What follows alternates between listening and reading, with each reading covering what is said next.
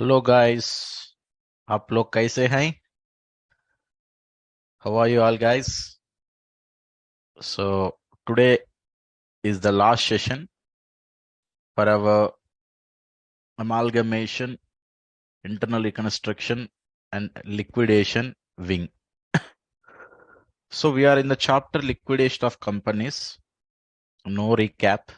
I don't want to give any recap because in the last session itself I gave in detail a recap for the things what we have discussed in the first lecture of liquidation of companies.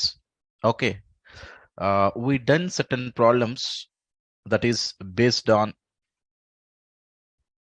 various issues, that is calculation of liquidator remuneration and calculation of preferential creditors as per section 327, calculation of overriding preferential payment as per section 326, and different cases we seen that is if the given security is more than the value of secured creditors with fixed charge, if the given security value is less than the secured creditors with fixed charge. Do you remember, guys? So two cases also we come across. So in problem number 2, here the security is 2 lakhs and the secured creditors with fixed charge is 1,25,000. That is where security is more than the secured creditors with fixed charge. And another case, the security is 1 lakh, but the secured creditors with fixed charge is 1,25,000. So how to deal both cases? We seen in the second case, out of this 1,25,000, 25,000 we are treating as unsecured creditors. We also come across certain problems based on distribution of cash among the various classes of equity shares when face value is equal but paid up value is different, and the face value is also different and paid up value is also different. Such type of problems also we done in the last couple of lectures. And I think so we also come across certain liquidator final statement problems, like 1 to 2 problems we done. I think so, which are 2 problems we done. Now in today's course, first let me continue the one more problem which is based on liquidator final statement. The reason for bringing that problem into the classroom is here 2 different types of liquidators are appointed. So one liquidator is known as receiver for debenture holders, Another liquidator is appointed by the shareholders who is the official liquidator. Sir, when receiver for debenture holders concept will arise, sir? If at all debenture holders presume that, or debenture holders feels that, sir, due to liquidation procedures, if their interests are impacted, then the debenture holders will appoint one more liquidator who is the receiver for debenture holders. Now, such liquidator is appointed by the debenture holders. That's why he will take care of the debentures and all the payments related to the debentures he will make disbursed peacefully. Then once the debenture holder disbursement is over, then receiver doesn't coming into the picture. Then the receiver, the surplus of the cash availability with the receiver after making payment to the debenture holders, just he will hand over such cash to the official liquidator, and the remaining all payments and the liquidation procedure is going to be conducted by the official liquidator till the end. Do you understand? So the same concept what we learned in case of liquidator final statement, now we are going to prepare in 2 different statements. One is through receiver for debenture holder statement, another one is liquidator final statement. That part of the procedure done by receiver for debenture holders, and the remaining part to be continued by the official liquidator. Do you understand?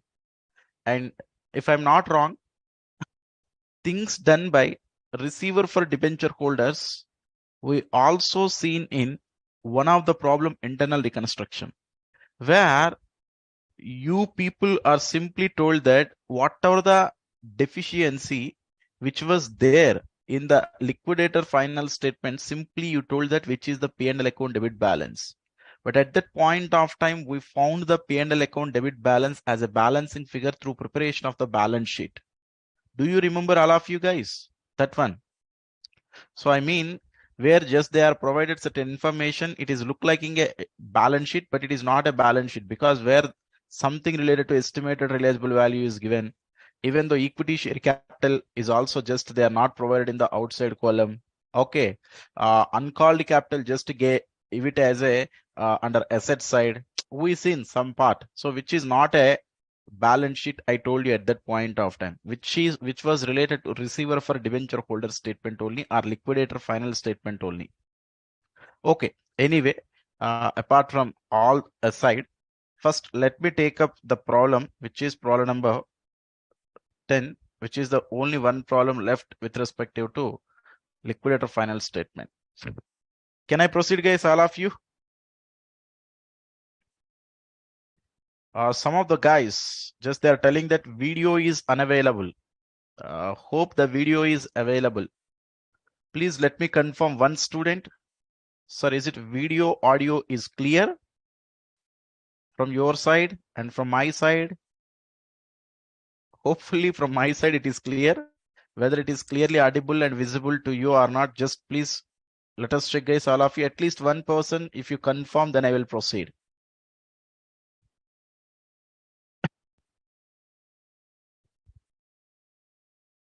Shruti is telling video is unavailable. Yeah, clear.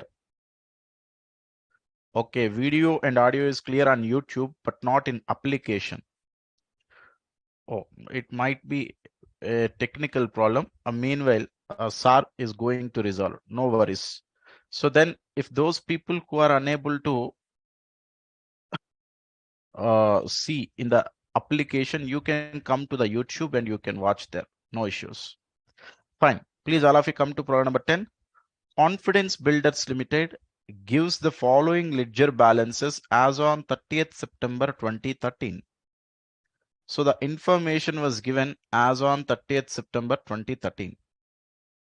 The date may be the liquidation date.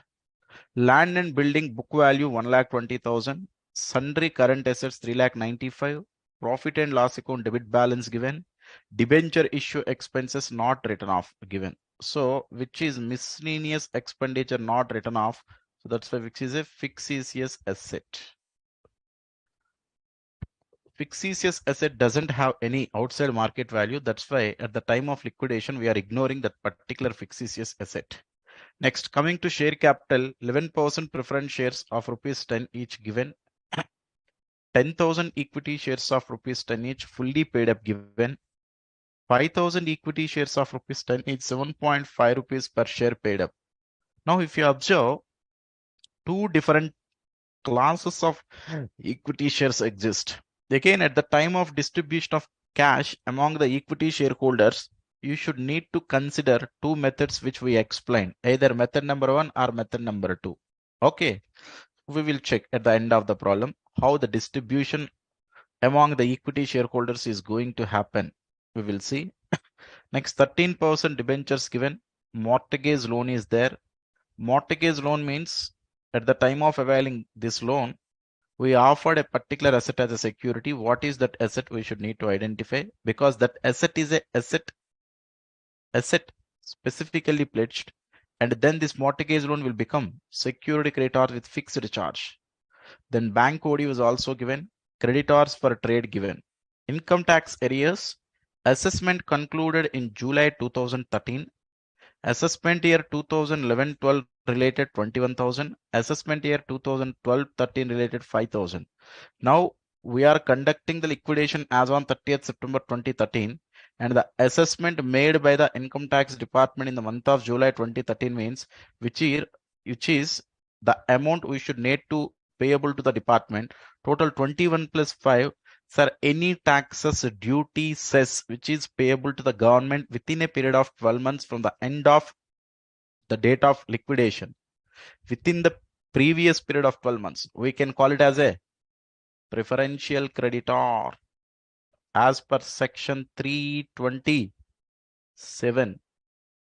Okay, the list also, the list is list C.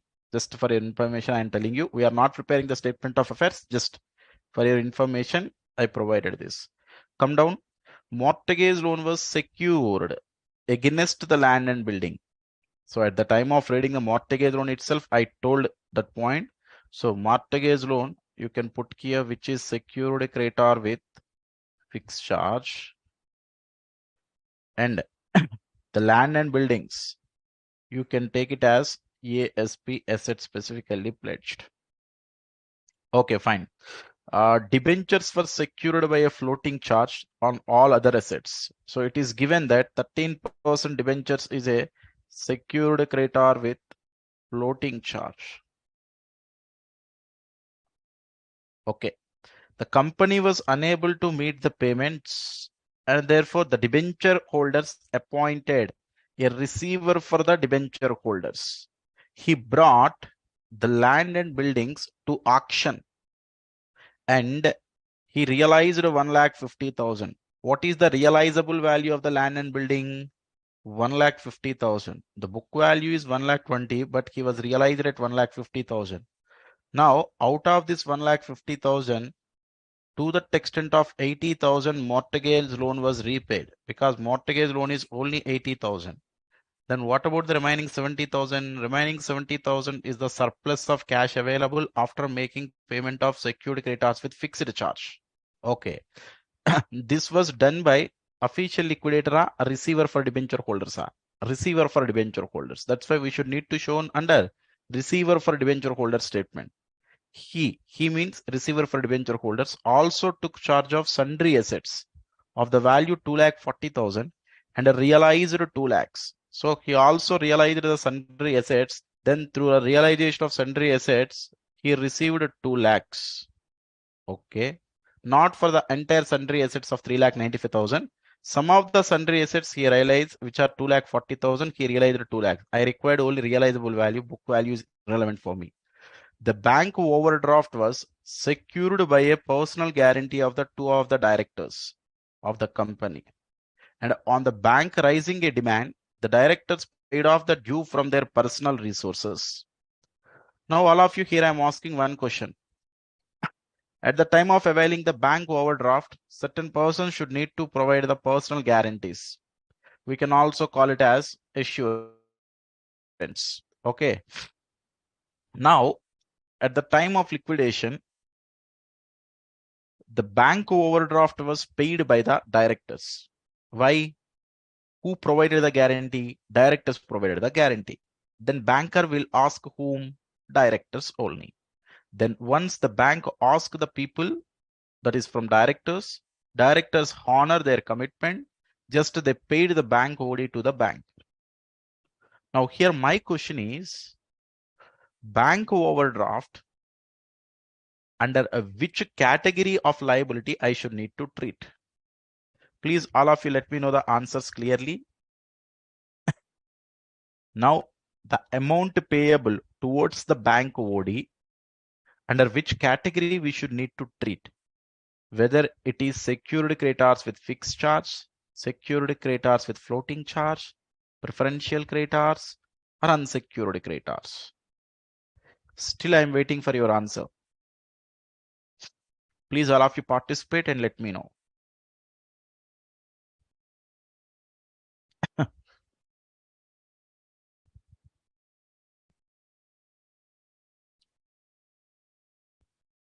Still, I am not getting. There is a delay. Yeah, now I got. Unsecured creditor, unsecured. That's absolutely correct. But bank OD we are not treating as an unsecured. Right now, bank OD was already paid by the director. That's why amount payable to the directors we are treating as an unsecured creditors. Do you understand? Because nowhere bank overdraft represented in our existing company books. Because once bank overdraft paid by the director means our company should need to payable that amount to whom? Directors.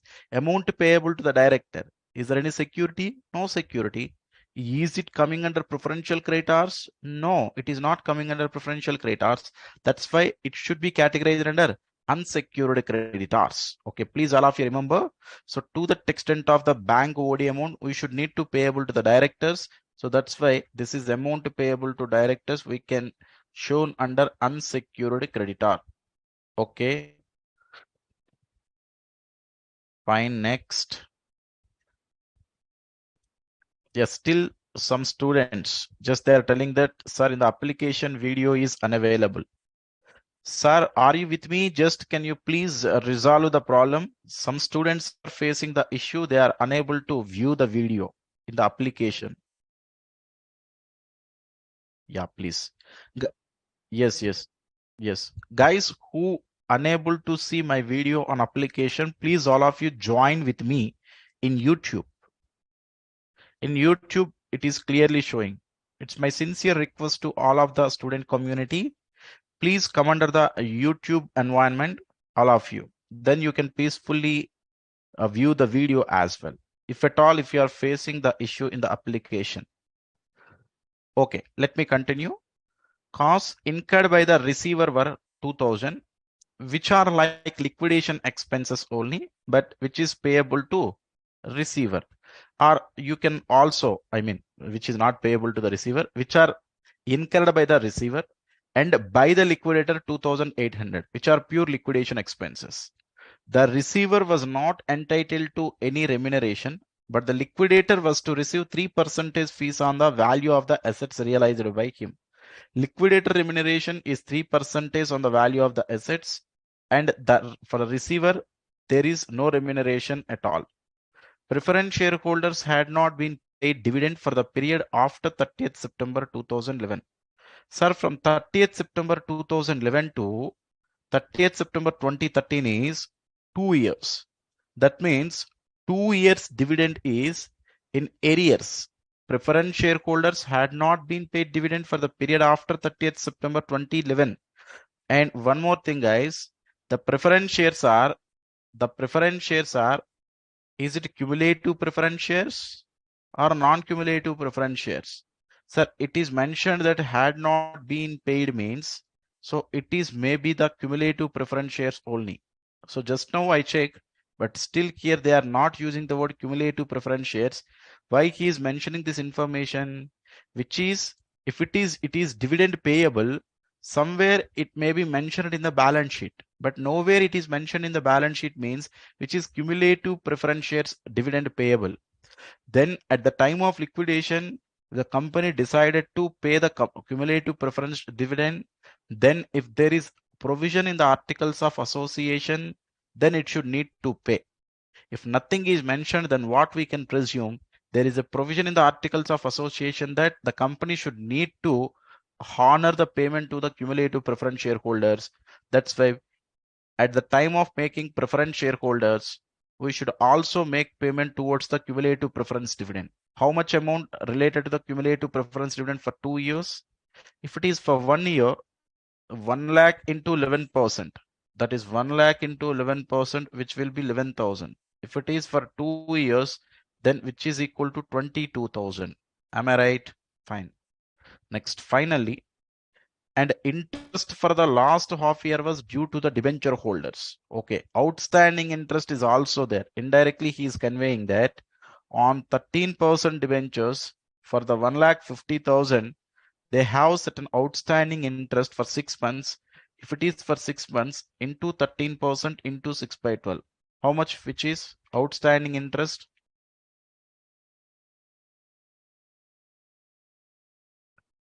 I got 9750. Is it correct?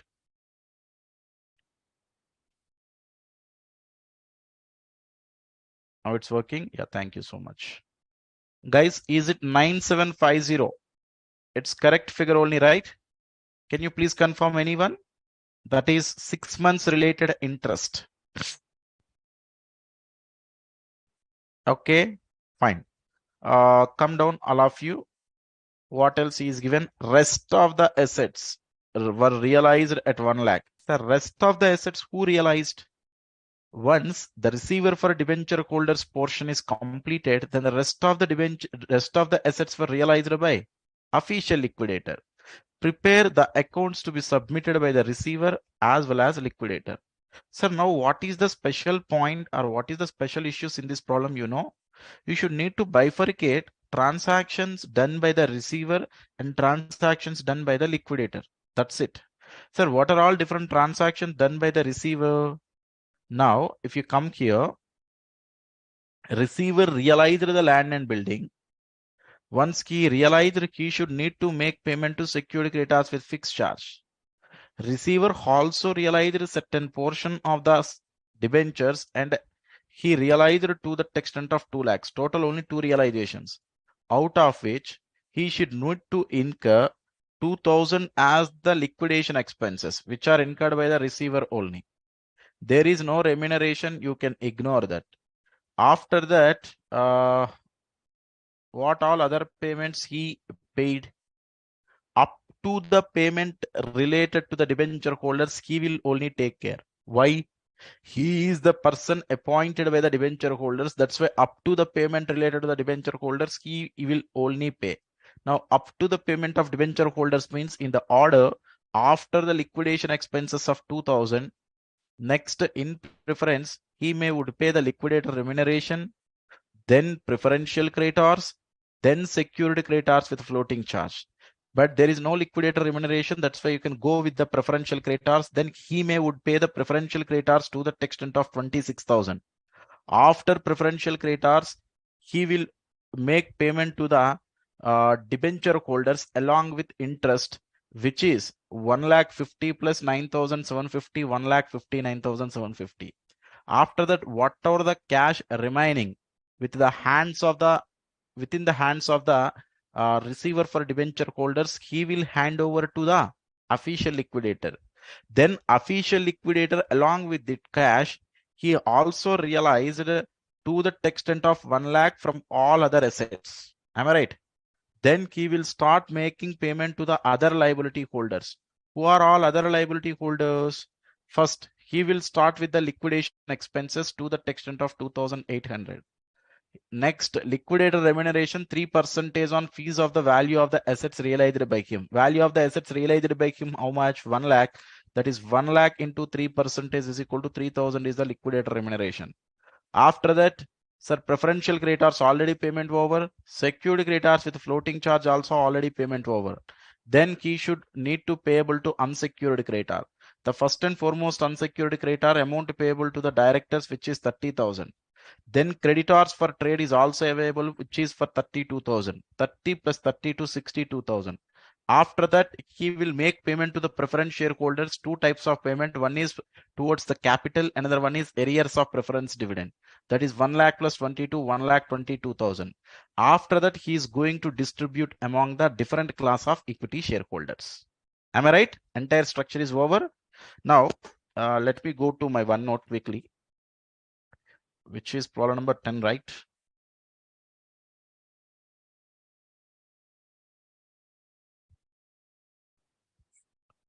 So first, receiver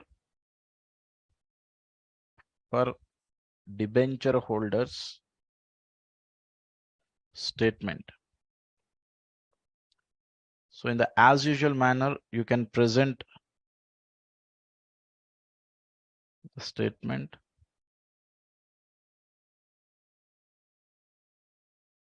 So left hand side receipts, right hand side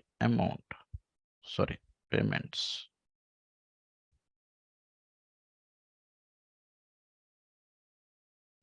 Now, come here all of you.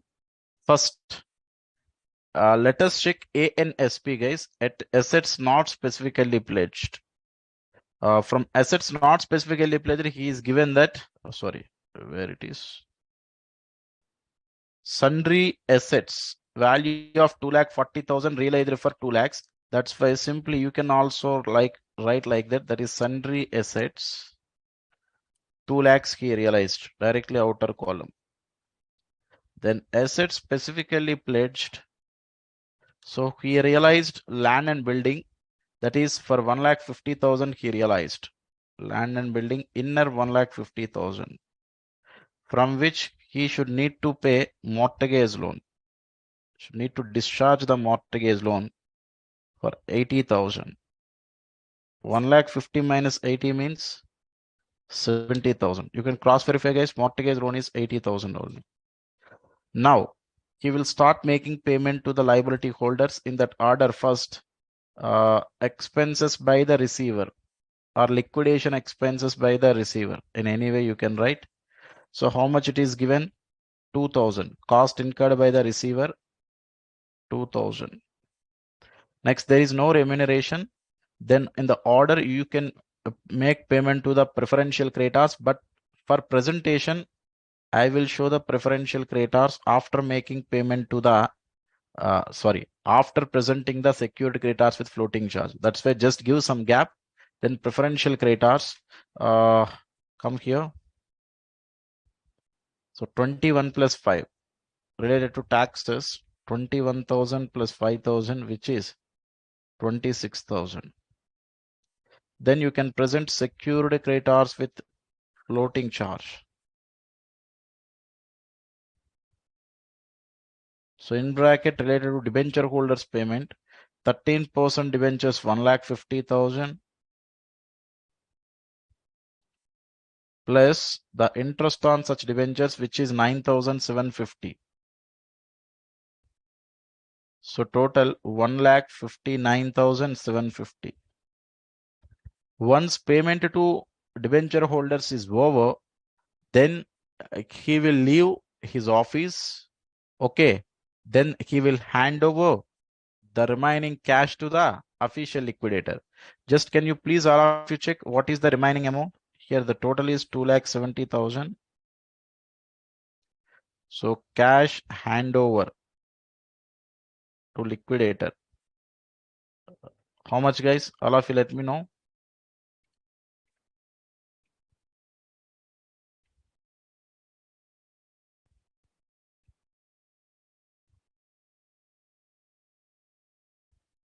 Is it 82,250? Cash handed by receiver to the liquidator. Am I right? Now let me continue. Official liquidator statement, which is liquidator final statement of account. Liquidator final statement of account.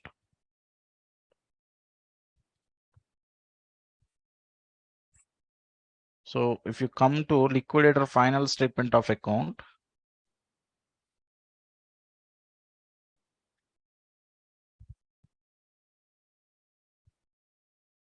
again receipts payments, left hand side receipts, guys. He realized the remaining rest of the assets were 1 lakh, right? So simply realization. First, I'm so sorry. I forgot. Once he hand out the cash means the opening balance of cash he should need to record. Opening balance of cash. Or simply in bracket, which is received from. Which is received from receiver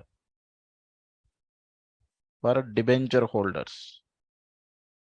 How much he received? 82,250 he received. Now realization from assets.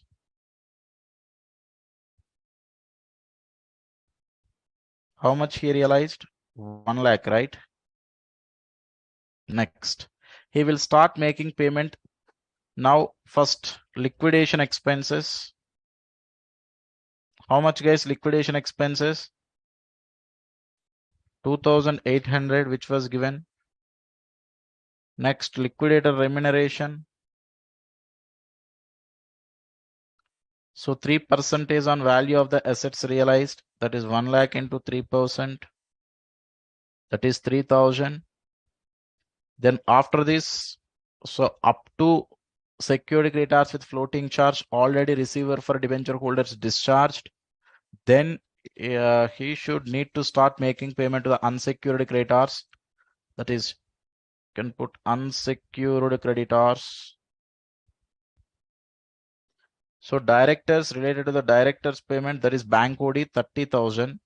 Just to mention in the bracket. plus creditors for trade is 32,000. So 30 plus 32 total how much? 62,000. Now all of you let me know how much cash is available. How much cash is available with the liquidator? All of you quickly know. 82,250 plus 1 lakh minus 2,800 minus 3,000 minus 62,000. So cash available with the liquidator is 1,14,450 guys. But the amount payable to preference shareholders is 1 lakh plus 22, 1,22,000. Is it cash sufficient to make payment to the preference shareholders? No. Now what you should need to do, cash available with liquidator before making payment to preference shareholders is equal to 1,14,450.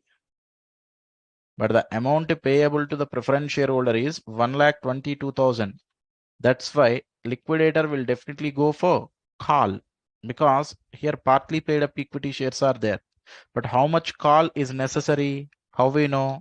You can apply one of the method. Here I'm applying method number 1, that is notional call. I'll go. Sir, notional call at the rate of 2.5 each. Then 5,000 into 2.5. How much? 5,000 into 2.5, which is 12,500. Then after this call, cash availability with the liquidator, how much? 1,26,950. Now less payment to preference shareholders. So total payment to preference shareholders 1,22,000. 1 lakh towards the principal, 22,000 is towards the arrears of preference dividend. Then the remaining cash balance is how much? 4,950. This 4,950 should need to distribute equally among all the equity shareholders, because once 2.5 is called up, all the equity shareholders are fully paid up. That's why surplus per share is equal to 4,950 divided by 15,000 equity shares. 0.33 per share. Am I right? 0.33 only? Fine. Now, there are two different class of equity shareholders are there. One is 10 rupees paid up and another one is 7.5 rupees paid up actually. Now what we are asking, first we are making a call from 10 rupees paid up nil, from 7.5 rupees paid up 2.5 we are making a call, and surplus we are distributing for both the type of shareholders, here 0.33, here also 0.33. Therefore net amount of contribution or net amount payable by the company is, here this is 0.33 net, which is surplus. Sir, 2.5 minus 0.33, 2.5 minus 0.33 is equal to 2.17. What is this 2.17? This is the call need to be made. Once all of you make the call from 5,000 equity shareholders at the rate of 2.17, 2.17 into 5,000, then 10,850. So call at the rate of 2.17 from 5,000 equity shareholders. 5,000 equity shareholders. So then we got 10,850. Then you can make payment to the preference shareholders 1,22,000. Then equity shareholders. Sir, equity shareholders, how much you are paying? Only 0.33 per share for the remaining 10,000 equity shareholders. That is 10,000 into 0.33 we are paying, which is 10,000 into 0.33, 3,300. Then cash with the liquidator will become Nil. How this is possible, you know, just I'm proving, please concentrate. Here I got 4950 na, after making payment to preference shareholders. Tell me guys, or just please all of you check. Cash available with the liquidator before making payment to the preference shareholders, how much? 1,14,450. Now, if you made a call at the rate of 2.17, then you receive 10,850. Then total how much? 1,14,450 plus 10,850. The total is 1,25,300. Out of this 1,25,300, real payment to the preference shareholders is 1,22,000.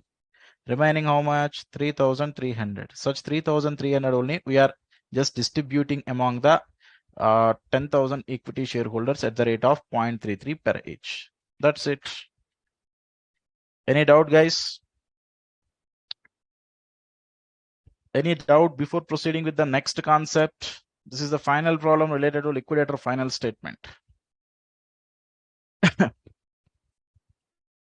Is it clear? Getting it, guys?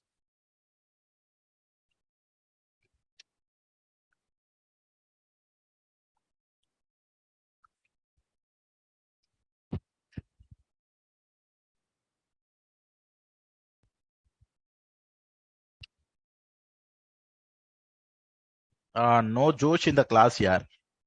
Today will be our final session. How your people should need to react. Reaction speed is very slow. Morning effect, just now you wake up, okay, clear, right. Guys, next let me discuss the concept of list B contributories. So first, please all of you concentrate while explaining the concept. List B contributories.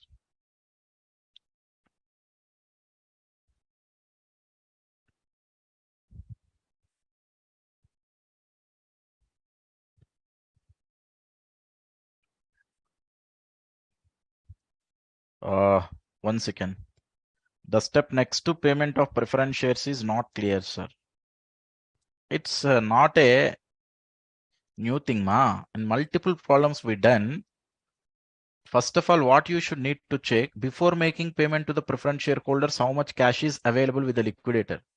That is 1,14,450. Just one more time, I'm repeating the step because some of the student asked it out. So just liquidator will go for notional call at the rate of 2.5 each. Just to know how much will be the real call, just he made the notional call. Then the amount availability is 1,26,950. Then he paid 1,22,000 towards the preference shareholders. Then the remaining cash availability is 4,950. Then once he made a call of 2.5 per each, all the equity shares are fully paid up. Here, if you check, 10,000 equity shares are already fully paid up. Right now, this 5,000 equity shares also become fully paid up. That's why this 4,950 distributed equally among the 15,000 equity shares. Then 0.33 per share will be the surplus. Now you should need to check how much will be the real call. How you can cross verify? Sir, if I made a call of 2.5, then out of which 0.33 is related to 10 rupees fully paid up equity shares, and 7.5 partly paid up equity shares also will get 0.33 per share. Then net for 10 rupees fully paid up, we should need to payable 0.33, and for 7.5 rupees partly paid up, we should need to ask 2.17 per share. That means what we can conclude, if we can able to receive, or if I make a call to the extent of 2.17 from partly paid up equity shares, then I can able to make payment to the preference shareholders for 1,22,000, as well as for the remaining equity shareholders also I can able to make repayment to the extent of 0.33 per share. That's why I made a call for 2.17. I made a call for 2.17. I make payment for the preference shareholders as well as equity shareholders. For proving that, what I am telling you, before making payment to preference shares is 1,14,450. Then once I make a call, I received 10,850. Then total cash availability with the liquidator is 125,300. out of which 1,22,000. Now I made the real payment to the preference shareholders. Then remaining balance I got 3,300. From the 3,300, simply I made payment for the 10,000 equity shareholders at the rate of 0.33 per each. Then payment to equity shareholders is over, and there will not be any single rupee available with the liquidator after making this payment. That's it. Okay. Next.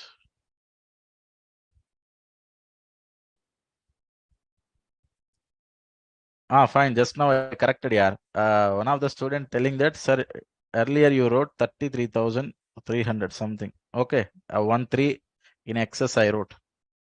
Fine. Okay. Come back, guys. All of you, please come to the concept of list B contributory. Sir, first of all, my question is, at the time of liquidation, if liquidator will not have sufficient cash on his hand, then to make repayment to the various parties of the company, like secured creditors with floating charge, or preferential creditors, or unsecured creditors, or the preference shareholders, or to any other class of equity shareholders. Then what is the weapon used by the liquidator to augment the cash? Then he will check any partly paid up equity shareholders exist or not. If at all any partly paid up equity shareholders exist, then he will make a call. Am I right? Tell me, guys, till now, that thing only we done. Now, my question is, who are all the shareholders exist? Who are all the shareholders exist as on the date of liquidation is technically known as list A contributories. List A contributories.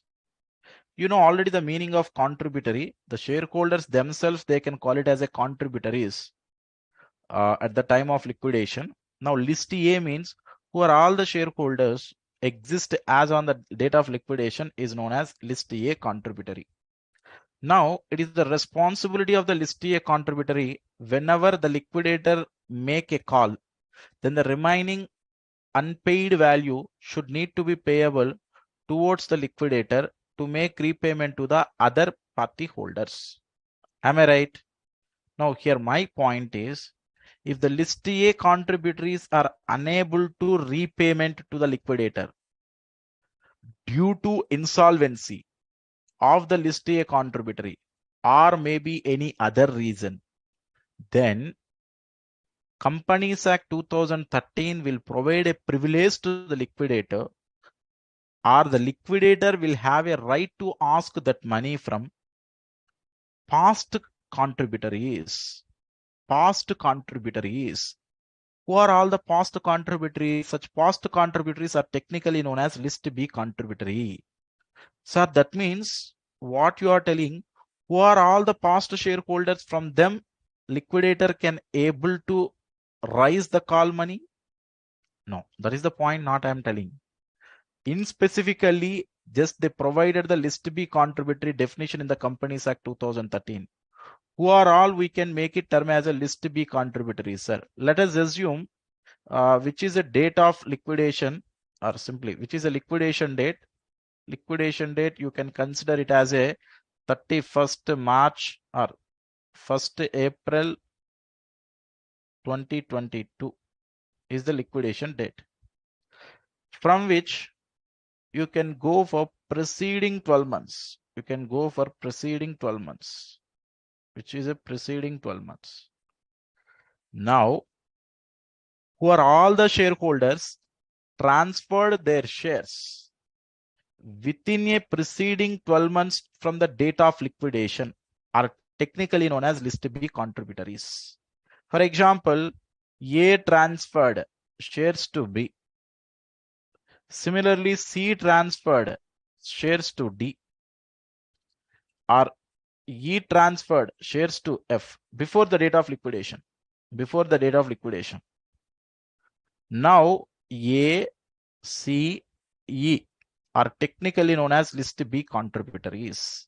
If at all B, D, F unable to repay the call money, liquidator can able to raise that call to the past contributories who are nothing but list B contributories, that is from A, C, E. Do you understand that point? Now you have a question in your mind, sir. If the existing contributories are unable to pay, then why liquidator should need to ask that money from the past contributories? It is unjustifiable, na? No, it is not injustice. It is justifiable only. I will tell you, or I am going to explain through a small case. Then you will also agree that yes, it is justifiable only. Now, please all of you concentrate. Last 12 months means it may be after 1/4/2021, right? Fine. Now what happened? Let us assume as on 1st May 2021, A transferred 1000 shares to B. A transferred 1000 shares to B. Now the face value is 10 rupees. Face value is 10 rupees. And the paid up value is 6 rupees. Let us assume. May I know the unpaid value total? 1000 into 4, which is 4000. So 4000 is the uncalled capital at that point of time. And as on date of transfer of shares from A to B, the outstanding creditors, that is creditors exist as on date of transfer, was 5000. Creditors exist as on date of transfer of shares from A to B was 5000. And the same 5000 creditors was also exist as on date of liquidation as well, right, sir? If at all such 5000 creditors was paid before the date of liquidation, then there is a no question of asking that money from A. Do you understand? Because at the time of transfer of shares from A to B, that 5000 is there. After that company repaid, then how you are making the responsible? How you are making the responsibility towards A? That's wrong. Now the creditors which was existing as on date of transfer is also continue to exist as on date of liquidation. Then for such creditors only the past member is responsible. And one more thing, for example, after transfer of shares from A to B, the creditors, furthermore creditors was erased. During this time period, furthermore creditors was erased, sir. This furthermore creditors was, let us assume 15,000. For this 15,000, again A is not responsible. To the extent of how much A is responsible, creditors existing as on date of transfer and continue to exist as on date of liquidation. For such creditors only I am responsible Mr. A, who is a past contributory, as a list B contributory. Now the point what here I am discussing, the maximum liability of the list B contributory is creditors exist as on date of transfer of shares or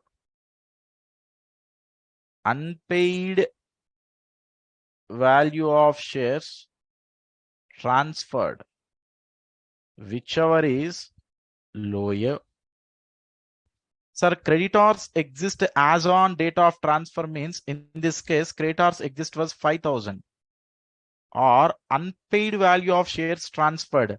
That is how many number of shares transferred? 1000 shares. 1000 into 4 rupees unpaid value means 4000. That is 5000 or 4000, whichever is lower. That's where the maximum liability of list B contributory is only 4000.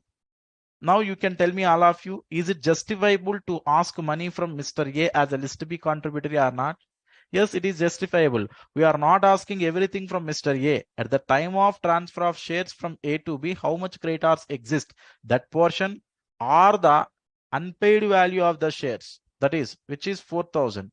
Whichever is lower, that portion only I am asking. Then it is justifiable only. Tell me guys, all of you. Can I proceed?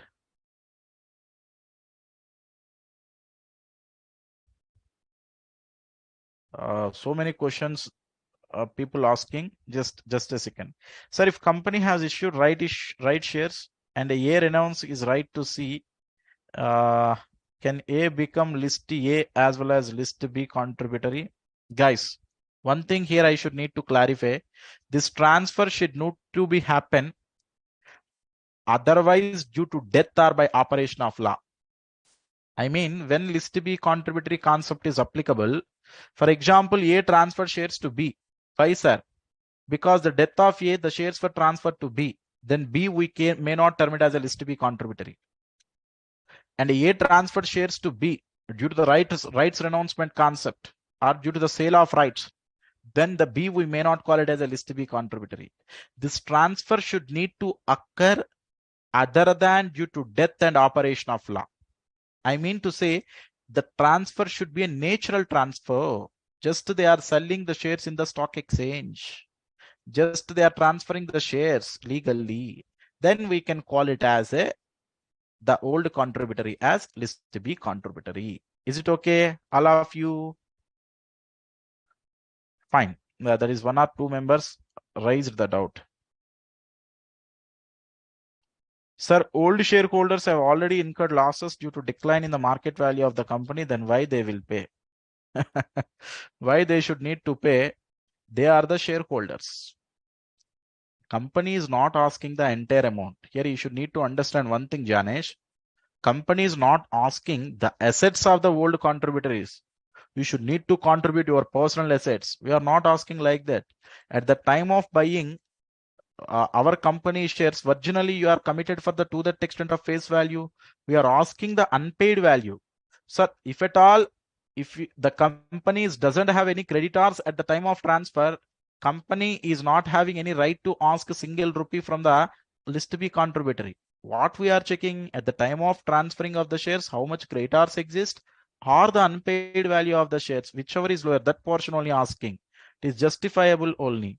And one more thing, guys, if such parties are unable to contribute, who will lose ultimately? The other parties like creditors, the other parties like secured creditors with a floating charge, are the preferential creditors, are the unsecured creditors. So that is the reason why the act indirectly providing, that act indirectly shifting the burden to the list B contributories. Okay, fine. One more question. Oh, so many questions are coming here. If shares are fully paid, then up to the amount of creditors exist as on date of transfer. Sir, if the shares are fully paid up, then list B contributories will not contribute any rupee. Do you know the reason? When the list B contributories liability coming into the picture, when the shares are partly paid up. If the shares are fully paid up, then what is the maximum liability of the list B contributories? Are zero.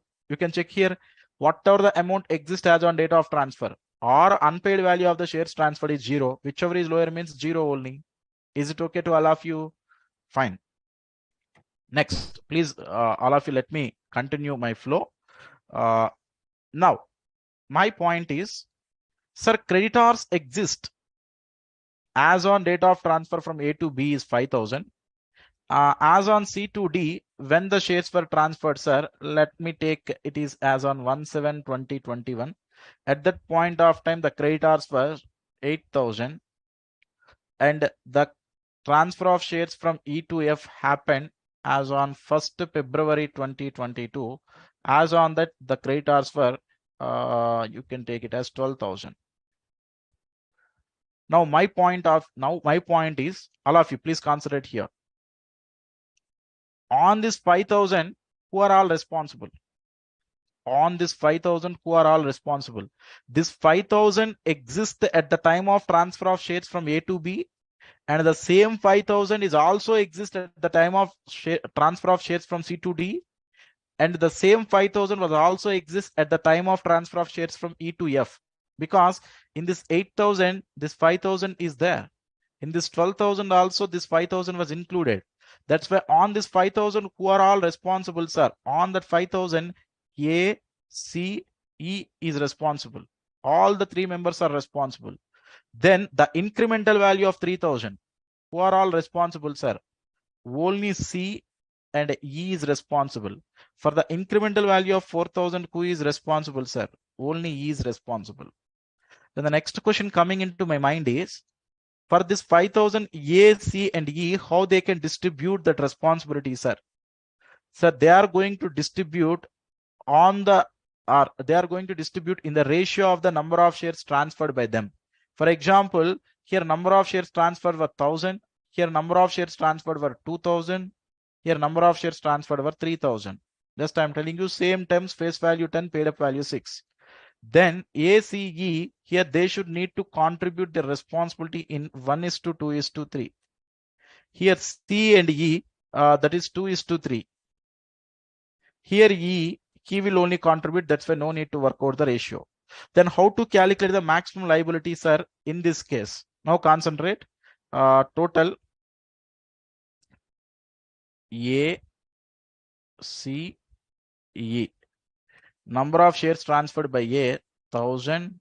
Here 2,000. Here 3,000. Now for the liability of 5,000, they are going to distribute in the ratio of 1:2:3. That is 5,000 into 1/6. Here it is 833. 5,000 into 2/6. It is 1,667.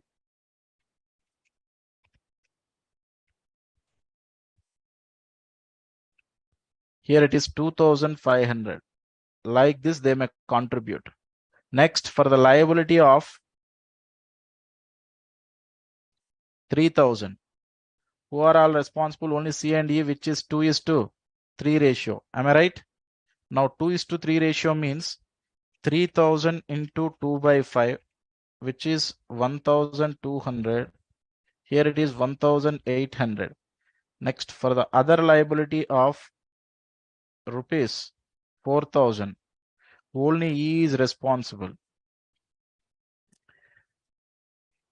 Now for A, 833, for C, which is 2,867, for E, 2,500 plus 1,800 plus 4,000. 8,300 is responsible. That means to the extent of the creditors responsible by A is 833, C is 2,867, and E is 8,300. Now, what is the maximum liability of list B contributory? Creditors exist as on date of transfer of shares or unpaid value of the shares transferred. Sir, unpaid value of the shares transferred means 1,000 into 4, 4,000 here, 2,000 into 4, here 8,000 here, here 3,000 into 4, 12,000. This is unpaid value of the shares. Whichever is lower is the list B contributory's liability. So whichever is lower means 833, 2,867, and 8,300 is the list B contributory liability. Like this, you should need to work out, guys. So that means if number of transfers occurred, then on a particular creditors portion, the creditors exist as on the date of transfer. For such all members, we should need to make it responsible in distribution of such creditors among the list B contributories. For that, the 5,000 existence of creditors occurred as on date of transfer of shares from A to B and C to D as well as E to F. That's why A, C, and E, all the three list B contributories are making responsible for contribution of further 5,000 worth of creditors in the ratio of the shares transferred by them. Now, after making the entire calculations like that, we should need to make it compare with the unpaid value of the shares. Whichever is lower, we can take it as a list B contributories liability. With this background, let us complete one problem, guys. All of you, after completion of this, we can go for the break. Please concentrate. Break will be coming within 5 to 10 minutes. Come to problem number 4. We left one problem. Yeah, This is related to list B contributories. Guys, sometimes just they're asking in the exams. After the break, I will do one thing. I will take up one previous examination problem, which is a special problem actually, where the natural death was occurred. The shares were transferred due to the natural death. How to handle that case also through examination problem we will see. This is the normal problem, that is concept based problem. In a liquidation which commenced on April 2nd, 2011, certain creditors could not receive payments out of the realization of assets and out of the contributions from A-list contributories. The following are the details of certain transfers which took place in 2010 and 2011. Sir, if the liquidation commenced as on April 2nd, 2011, then within a period of 12 months means 3/4/2010 to 2/4/2011, it will become 12 months. Now, what are all the transfers occurred after 3/4/2010? We can categorize as a list B contributories. Okay. Shareholder X, number of shares transferred 1,500 as on 1st March 2010. Now, this is not coming under list B contributory. The reason is very simple. The transfer was occurred before 3rd April. That's why no need to think about 1,000. Okay. Next, A transferred shares, number of shares 1,000 as on 1st May 2010. Yes, which is coming under the preceding period of 12 months. So we can categorize into list B contributory. B occurred as on 1st July 2010, we will consider. C occurred as on 1st November 2010, we will consider. D 1st February 2011, we will consider. So these four members only we can categorize as list B contributories. Next, all the shares for 10 rupees each, 6 rupees paid up, ignoring the expenses of an remuneration to liquidators, show the amount to be realized from the various persons listed above. Now, my question is, for this 6,000, who are all responsible, sir? A, B, C, D. Now, out of this 7,500, already 6,000 responsibility we segregated. Now, the incremental liability on this 1,500, who is responsible, sir? B, C, D. Now, for the incremental responsibility of 1,000, who are all responsible, sir? C and D. For this incremental responsibility of 1,500, only D is responsible. Now, based on this, let us calculate the maximum liability of the list B contributory, which is problem number 4. Calculation of maximum liability, list B contributories.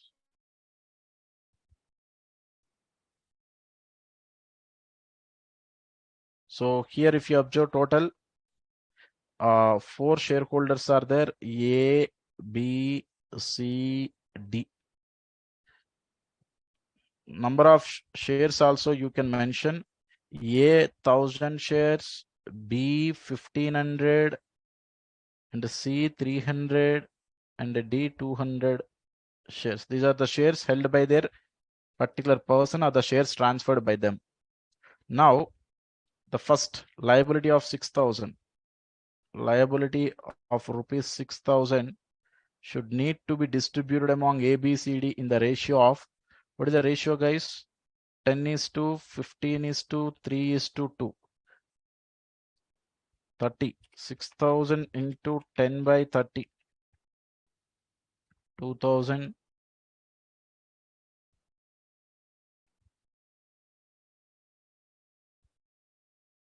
3,000. 600. 400. Next, incremental liability. Incremental liability of rupees 1,500. 1,500 should need to be distributed among BCD. BCD ratio means 15:3:2.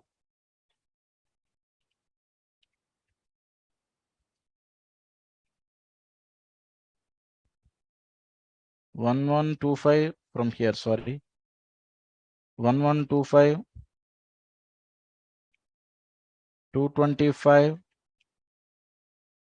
150. Am I right, guys? All of you, please make it total. It should be equal to 1,500. Yeah. Next, incremental liability of rupees 1,000 it should be distributed in between C and D in the ratio of 3:2. So 3:2 means here this is 600, here this is 400. Next, the liability is 1500. Incremental liability of rupees 1500 should need to be directly given to whom? Only D. Now just to make it total of the creditors exist as on date of transfer. This is 2000.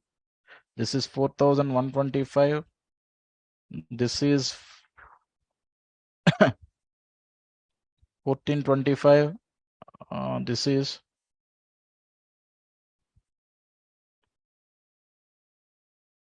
2550. Is it figures are correct, guys? Just I make it orally. Please let me know. Is it figures are correct? No one is responding here. Are you with me, all of you?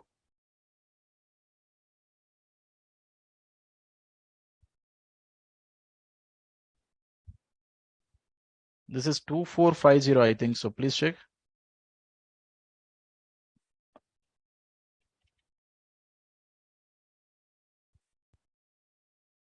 After 1500, incremental liability is 500. This one 500. I'm so sorry, guys. That is the reason why I'm asking you. Okay. So first is absolutely fine, 6000. Second is 1500. That's correct. Then incremental liability is 500. People are telling that, sir, this is not 1000, this is 500. Then this will become 300. This will become 200. This is correct only, right? 1500. Then you can change accordingly. Okay. Enough. Now it's right. Absolutely. Guys, if you confirm, then I'll proceed further. Right? Fine. Now, sir, this is the creditors outstanding as on date of transfer. That's okay. Fine. It should be compared with the unpaid value of shares transferred. So unpaid value is 4 rupees per share, right? Then 1000 into 4 is 4000. 1500 into 4 is 6000. Next, 300 into 4 is 1200. Next, 200 into 4 is 800. So whichever is lower means here the maximum liability of list B contributory is equal to 2000 or 4000, whichever is lower here. Here it is 2000, 4125, 1125, 800. Whichever is lower, you should need to check. Therefore, what is the total liability, guys? Total liability is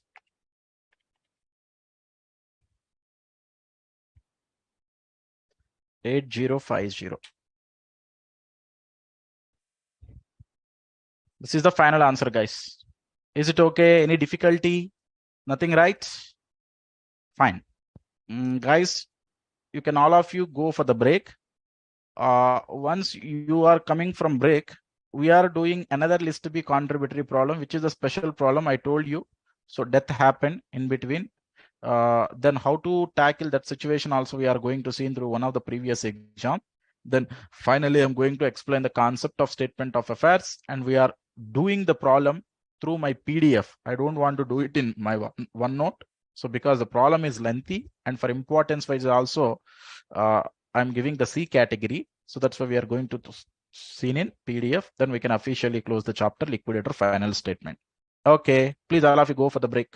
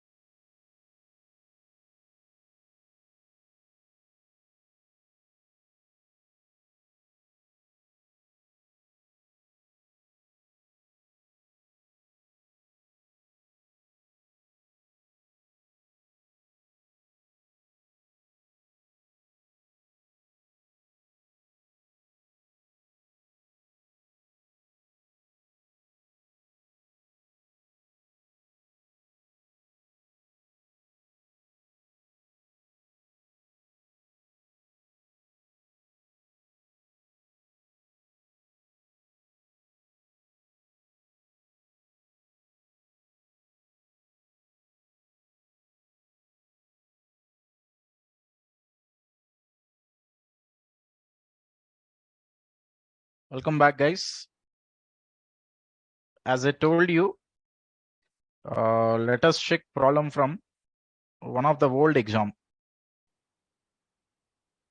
Yeah, which is November 2020 exam question paper, guys.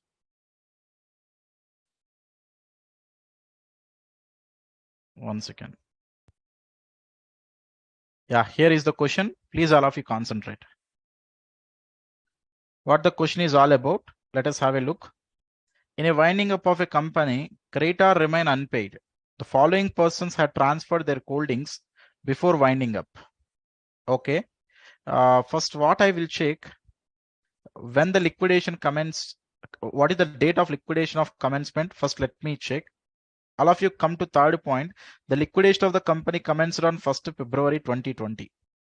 That means from the date of 2nd February 2019 to 1st February 2020.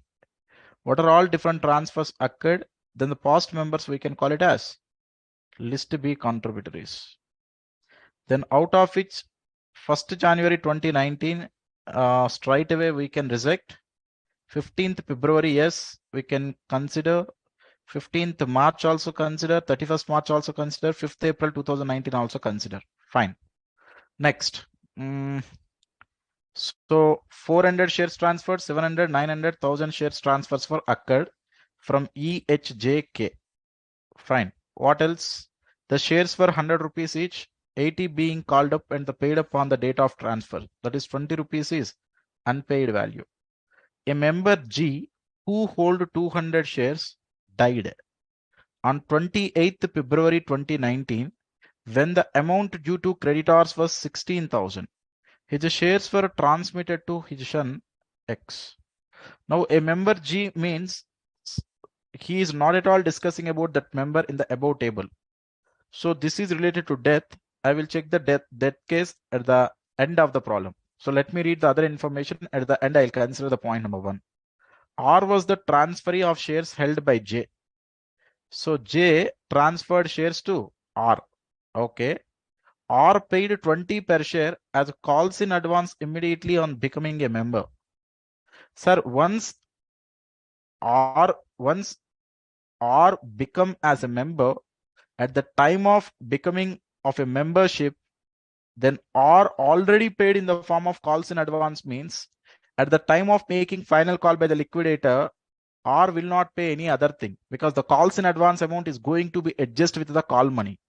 That means Mr. G, you should not consider here. Only if at all partly paid up equity shares are there, then only list B contributories liability will coming to exist. Right now, the existing shareholder itself is fully paid up. Then why list B contributory liability coming to exist? Now total here parties were E, H, that is a member G died now. On his place X coming to the picture now. That is G by X. I'm recording. That is G died, X coming into the picture. Then K. Only 4 members are there. Only 4 members are there. That too regarding the G and X, the status still not yet discussed. Now what is the requirement? You are required to quantify the maximum liability of the transferors of the shares mentioned in the above table. Just they're asking what is the maximum liability of the list to be contributory. Now all of you please come to the point number 1. A member G who holds 200 shares died on 28th February 2019 when the amount due to creditors was 16,000. His shares were transmitted to his son X, Mr. X. Sir, just in the problem with this point, they are just confusing you. They are bringing down to in another direction. Just they are moving down to another direction. What happens really here, if Mr. G died, then X coming into the picture, that's okay. Now my question is it Mr. X is a list B contributory? Is it Mr. X is a list B contributory? That is my question. Sir, what I told you, through operation of law or through death, if any shares are transferred, then the previous member we may not term it as a list B contributory. Sir, G is not at all a list B contributory. Then my question is it X is a list to be contributory? No. X was a present contributory as on date of liquidation, as on date of commencement of liquidation. X is a present contributory. If X may not be a present contributory, if the X would not be a present contributory, he might given here itself in the above table, sir, X transferred certain shares to the other party, something like that they may given, then X we can consider it as a list to be contributory. That's why now my first and foremost observation is X is not a list to be contributory. X is a existing contributory, existing member as on date of liquidation. Do you agree, all of you? The next point, sir, if the X is an existing member as on date of liquidation, what is the maximum liability towards Mr. X, towards its unpaid value? Towards its unpaid value means how many number of shares transferred? 200 shares transferred. 200 into 40. How much, which is 200 into 40? Which is, sorry, 20, na? Unpaid value 20. 200 into 20. Unpaid value 20. We already wrote it. So 200 into 20, how much? Which is equal to 4,000. Now all of you please concentrate. The maximum liability of Mr. X as a present contributory was 4,000. Now my question is it Mr. X is responsible for how much worth of creditors? Again, I'm asking the question. Sir, Mr. X is responsible for how much worth of creditors? For the entire 31,000 worth of creditors. For the entire worth of 31,000 creditors, Mr. X is responsible. Why, sir? X is a present contributory. Sir, at the time of purchase of shares by Mr. X, whenever I'm talking Mr. X, you can assume the Mr. G, because whenever a shareholder died, then his son will be steps into the shoes of the died member. So when actually Mr. G purchased the goods, here information was not present. Am I right? That's why G was present towards all the creditors, towards all the existence of all the creditors. That means for this entire 31,000, Mr. X is responsible. But X may not the bear entire 31,000, because the all other list to be contributories are also there. In their agreed proportion only they will responsible. Here what I want to try to tell here, X will be there for this 13,500 creditors. X will be there for this incremental creditors. X will be there for this incremental portion as well. Do you understand? But in the as usual mode, how you may think X will be there from 28th February 2019 itself, you may think. That's why you may work out for the creditors which were exist as on 28th February 2019. That is not correct thought process. X will be there throughout the existence of all the creditors. That's why X should need to be considered at the time of this 13,500 creditors, at the time of 19,000, at the time of 22, at the time of 31. Anyway, we are only working for incremental creditors. Sir, then how should we need to work out this problem, sir? Please concentrate. Come to my OneNote.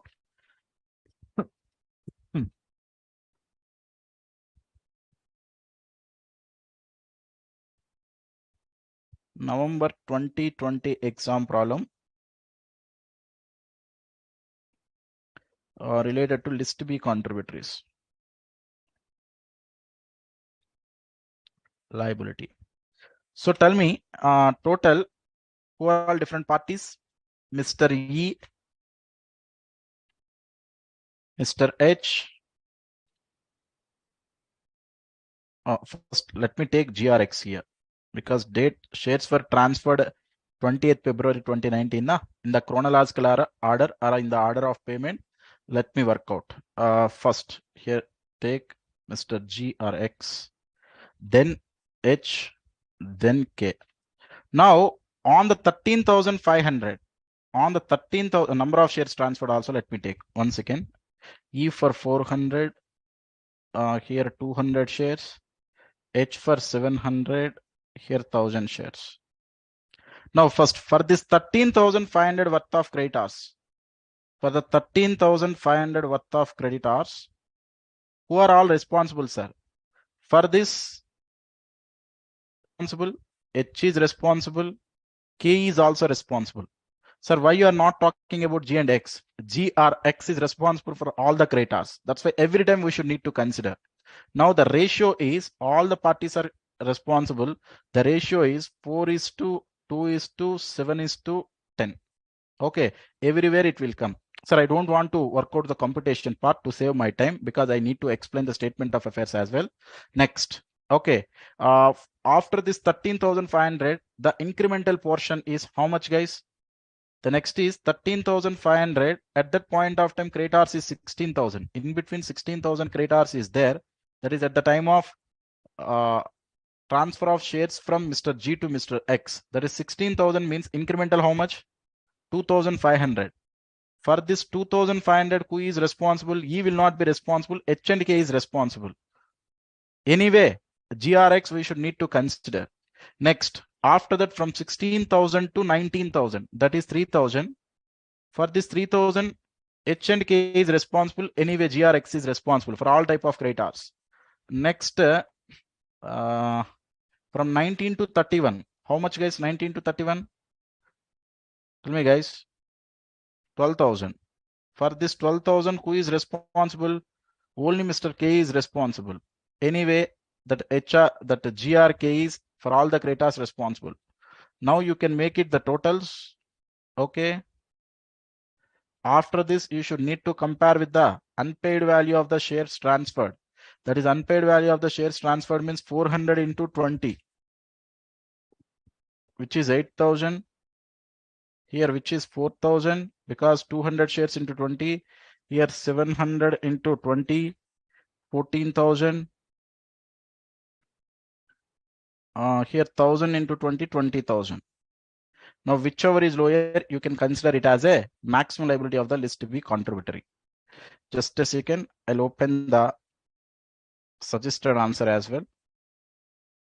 Yeah. So, Mr. E, GRX, H, K. If you consider GRX is responsible for all the creditors, that is for 13,500, 2,500, 3,000, and the 12,000 as well. And E is responsible for only this 13,500. He will not responsible for all other incremental liability. H is responsible for 13,500 and 2,500 and 3,000 only. And K is also responsible for all the things because K is the last member who transferred their shares to the other party. Okay, like that you should need to work out. Sir, please come all of you to the working notes. You can understand if you have any doubts before resolving your queries. The transfers D, E, H, J, and K, when the transfers pay the amount due as a present member contributories, there will not be any liability on the transfers. So it is only when the transferee do not pay as the present member contributories, then the liability would arise in the case of the past members contributories as a list B contributory, out of which D will not coming into the picture because within the period of 12 months, D not transferred their shares to the other party. That's why D ignored. J also will not be liable as the transferee or has paid the balance of 20 rupees per share as in calls in advance. There are no partly paid up shares. That's why J also will not consider. Next, E, GRX, H and K will only be liable as a former members to the maximum extent of indicated provided the transfers do not pay the calls because these members do not pay the partly paid up shares. That's why these members are only responsible. Out of which he is talking about X to whom the shares were transmitted on the demise of his father G would be liable as an existing member contributory. He steps into the shoes of his deceased father under the section 430. His maximum liability would be at 20 rupees per share on 200 shares received on transmission, that is for 4,000. That's why he would be responsible for all the creditors which are exist as on date of transfers. Now, before going to statement of affairs, let us quickly check your queries, guys. Right? Hope it is clear. Can I go to the concept of statement of affairs? Do you have any doubt in this problem? Quickly, let me know, guys. We are not having any time. Yeah. Hopefully, it is understandable manner. Please, all of you come for statement of affairs.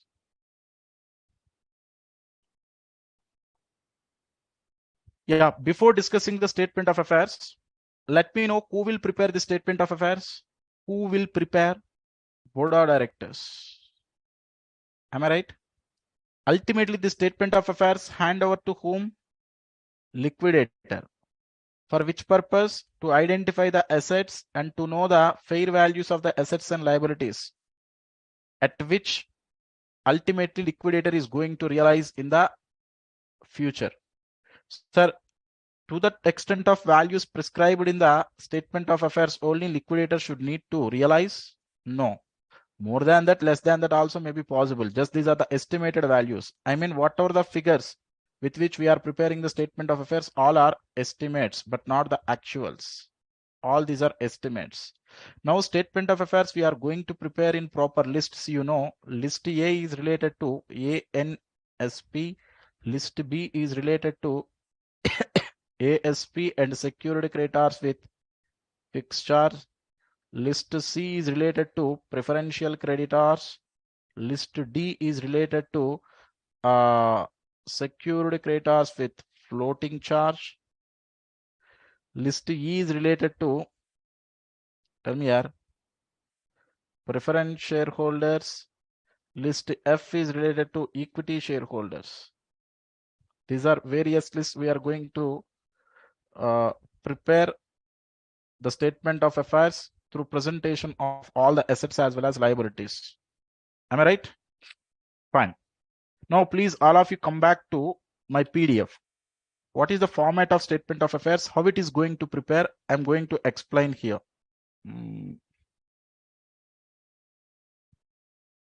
Yeah. Please come here, guys. All of you, this is the format prescribed in the Companies Act 2013. We need to follow the same format for presentation of statement of affairs. First, always we are going to present the assets. We are starting with list A. Assets not specifically pledged, ANSP. Those are the list A assets which are not offered as a security at the time of availing any loan. Now, assets not offered as security just to be shown, including the calls in areas you should need to represent here. Because if at all any calls in areas exist, calls in areas is also one of the asset to the organization, then definitely at the time of liquidation of the company, we will ask the calls in arrears shareholders also, we will realize such cash from such calls in arrears. That's why any calls in arrears amount is there, that estimate also should need to be considered along with all the assets. Do you understand? So then liquidator final statement, we never considered that now. That case not came to us. If at all any calls in arrears are there, let us assume, can we consider it under unsecured criteria, secured criteria? First of all, is it asset or liability? Yeah, it is an asset. It is an asset. Now, calls in arrears were not at all come across while doing the problems. So that's why any existing amount of calls in arrears is there and the liquidator is able to realize the amount from calls in arrears, he should need to represent that information also along with ANSP only. Assets not specifically pledged, first we will write now. Out of that, some of the assets we will represent. Where itself you should need to represent the calls in arrears itself, then you will know the total amount of ANSP. But here, this is not the actual amount. This is the estimated amount as per the board of directors concern. Fine. Next, come here, list B asset specifically pledged. The related asset you should need to represent here. Estimated realizable value you should need to represent. This is not the book value. This is not the market value. This is not the fair value. This is not the actual realizable value. This is the estimated realizable value. Just in board of directors point of view, how much value for which we can able to sell the building, which is ERV. Now the related security also you should need to represent under list B only, which is security creditors with fixed charge. Let us assume the security creditors with fixed charge is bank loan. Now two cases. One case is bank loan, I considered it as 8 lakhs. Another case bank loan I considered as 13 lakhs. Two cases means security creditors with fixed charge is less than the asset value. One case. Security creditors with fixed charge is more than the asset value. Another case. If it is less than the security creditors with fixed charge is less than the existing ASP, then what happens, sir? You realize 10 lakhs, you paid this 8 lakhs, still you have 2 lakhs surplus. That surplus you can carry forward to the last column. First, you can represent under 2 lakhs and you can forward it to the last column.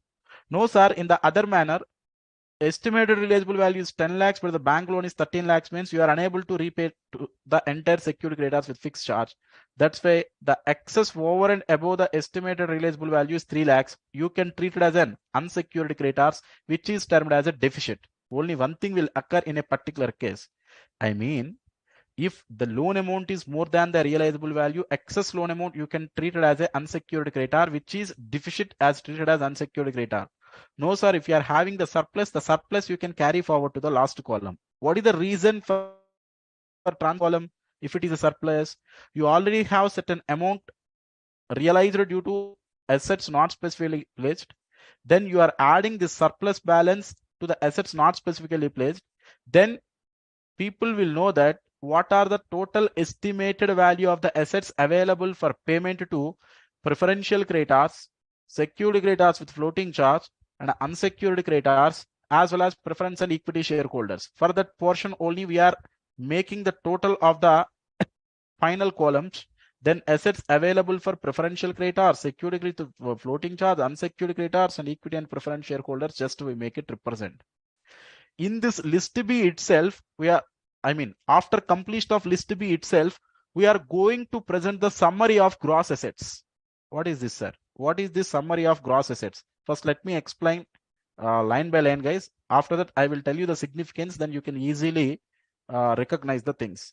Sir, summary of gross assets means till now, through list A, list B, what you are presenting, just through list A, what are the net assets available or what are the net realizations? From list B, what is the surplus available you present? But here my point is, what is the value realized from summary of gross assets? Sir, this is the gross figure only. But from the list B, what is the gross value? This figure, this one. Now this figure, if you add, then you will get the summary of gross assets. That is total of A and SP and the total of ASP. Here the total of ASP means not the summary. From the realization of the building, how much you received. Just this is informative in nature. That's it. It is informative in nature, which is not at all useful for the settlement to the liability holders. Which one is useful to settle to the liability holders? This portion. That is surplus from ASP and the gross figure from A and SP. If you make it total, which is assets available for preferential creditors, secured creditors with floating charge, and unsecured creditors. Then come for the liabilities table, guys. Liabilities. Particulars, left hand side put one amount column, right hand side put one amount column. This amount is a net amount column, this amount is a gross amount column. What is the difference, sir? The difference is you already make payment to the secured creditors with floating fixed charge, in list B. But is it represented under liabilities? Till now you are not represented under liabilities. You already represented under list B. But as a presentation requirement, this is the liabilities table. That's why one of the liabilities secured creditors with fixed charge. That's why which should need to be shown under the gross amount column. Don't show the net amount column, because this net amount column is useful for making payment to the various parties, various liability holders of the company. We already make payment for this secured creditors with fixed charge. That's why don't show in the net amount column. Then after that, the same figure, assets available for preferential creditors, secured creditors with floating charge, and unsecured creditors, how much cash is available? The cash availability you can show here. That is assets available to the so-and-so parties. From here, you should need to start making the payment. That is first preferential creditors, section 327. You may ask a question, one thing here. Sir, what about legal charges, liquidation expenses, liquidator remuneration? For board of directors, at the time of presentation of statement of affairs, liquidation expenses, liquidator remuneration, or the legal charges, they may ignore for this presentation. The reason is, how much liquidation expenses will be, they don't know. How much liquidator remuneration is allowed to the liquidator, they don't know. Because at that point of time, at the time of preparation of the statement of affairs by the board of directors, liquidators was not at all appointed. So that's why how they can know. So that's why simply they are ignoring these things. That's why I'm directly making payment to the preferential creditors as per section 327 as per list C. Once after making payment to the preferential creditors, then you will know assets available to secured creditors with floating charge and the unsecured creditors. From them, you can make payment to the secured creditors with floating charge as per list D. After that, assets available as regards security creditors with floating charge. As regards means after making payment to the security creditors with floating charge, how much assets available with the liquidator. Now from which, as per list E, unsecured creditors payment is going to happen by the liquidator. Then assets as regards unsecured creditors. After making payment to the unsecured creditors, how much assets available with the liquidator, which are assets available in shareholders' point of view. Then as per list F, preference share capital paid up value you can consider, and list G, equity share capital paid up value you can consider. You should need to consider the total paid up values. So actually in liquidator final statement, how we are going to check how much cash availability is there and how much amount we can able to pay, we are going to check. But here, while presenting the statement of affairs by the board of directors, the total paid up value they are considered. Then this entire statement of affairs is going to be prepared in equity shareholders point of view. Now equity shareholders will get how much surplus or how much deficit. For example, to the extent of paid up value paid, after that still liquidator will have cash, means that is surplus available from equity shareholders point of view. No, sir, which we derived as a negative figure, sir. Then that means the existing cash balance is not sufficient to repay amount to the preference shareholders or the somewhat equity shareholders. Then you can call it as a deficit available to equity shareholders point of view.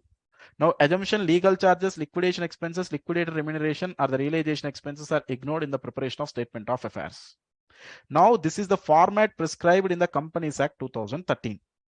Now from which, what are your observations, sir? What are your conclusions, sir? I'm not explaining things related to the format. First, all of you, let me check with the observations. Then you can easily understand till now what we have discussed in the statement of affairs. The first and foremost thing is, sir, statement of affairs is prepared by the board of directors in whom point of view, sir?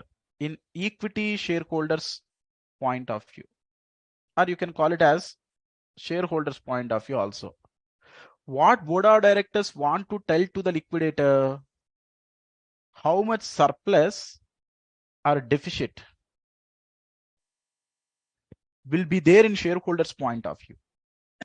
Now the statement of affairs is provided by the board of directors to the liquidator. Ultimately, how much surplus is enjoyed by the shareholders or how much deficit is there in shareholders point of view, in equity shareholders point of view. That means how much amount we are unable to repayable to the equity shareholders or how much excess we are going to repay to the equity shareholders while compared with paid up value. Just we are providing through a statement, which is statement of affairs. Number one.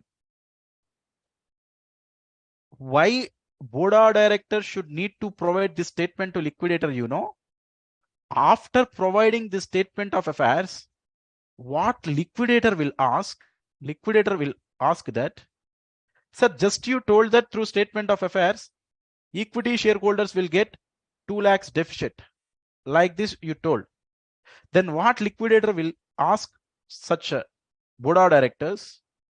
Why equity shareholders will end up with 2 lakhs deficit? What is the problem? What is the problem? Why equity shareholders will not get the total paid up value? What is the reason?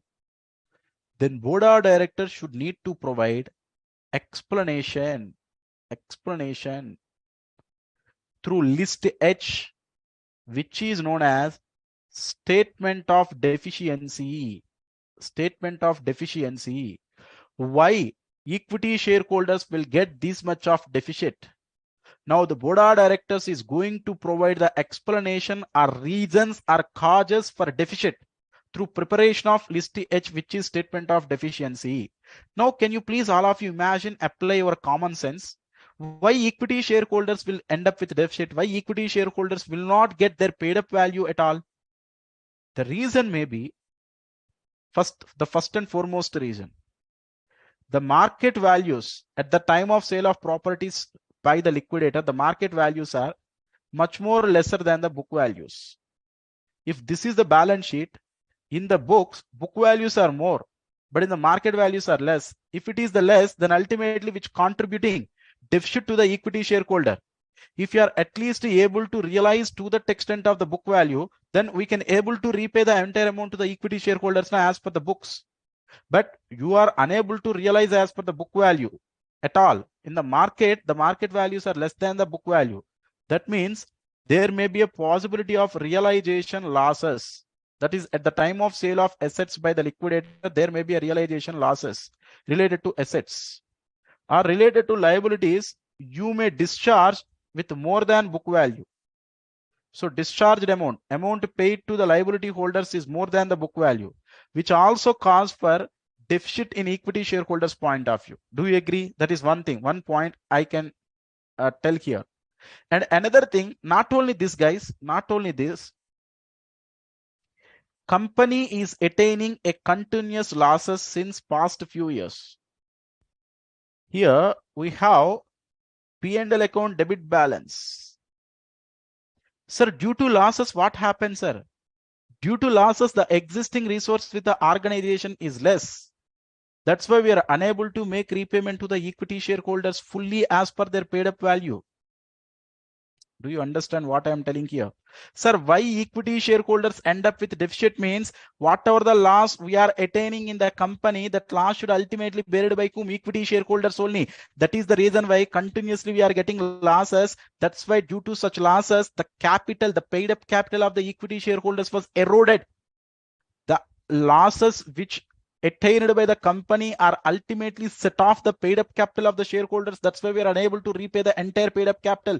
That's why equity shareholders will get the deficit. That may also cause one of the reason. That means the loss may be due to operation losses or due to abnormal losses. Operation losses means due to pure business losses. We are unable to conduct the business at profit. That's why which is operational losses. Abnormal losses means some earthquake was happened, certain floods, or maybe due to the COVID situations, anything may happen. So due to which the equity shareholders will end up with deficit. Like this, board of directors should need to provide explanation through preparation of list H, which is statement of deficiency, which cause for the equity shareholders deficit in a different statement.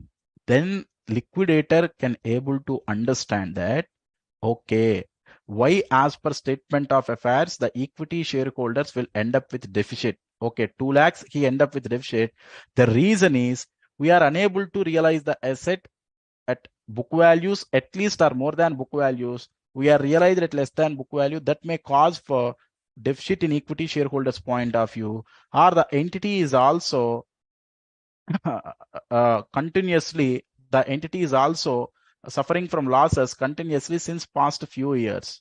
Then with that guidance, liquidator can easily understand that why equity shareholders will end up the deficit in the statement of affairs. Then statement of affairs means not only up to this list F, if the causes or the reasons for deficiency is also explained by the board of directors through list H, if it combinedly only, we can call it as a statement of affairs.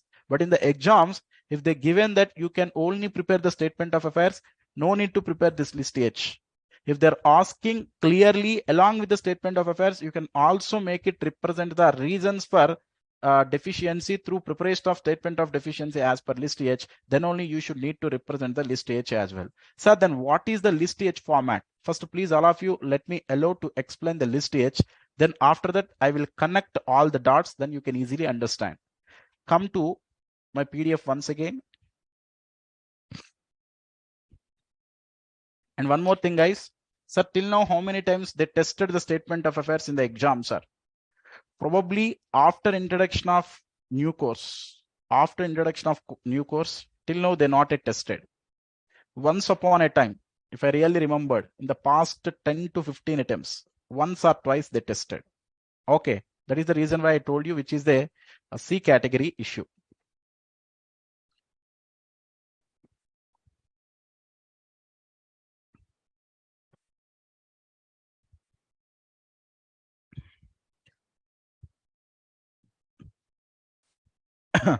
Now concentrate, guys.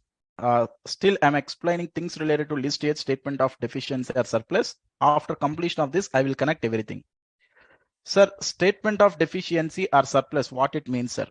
Reasons for surplus or deficit arise in the statement of affairs. Now, just now in the statement of affairs, you end up with a deficit or surplus, right?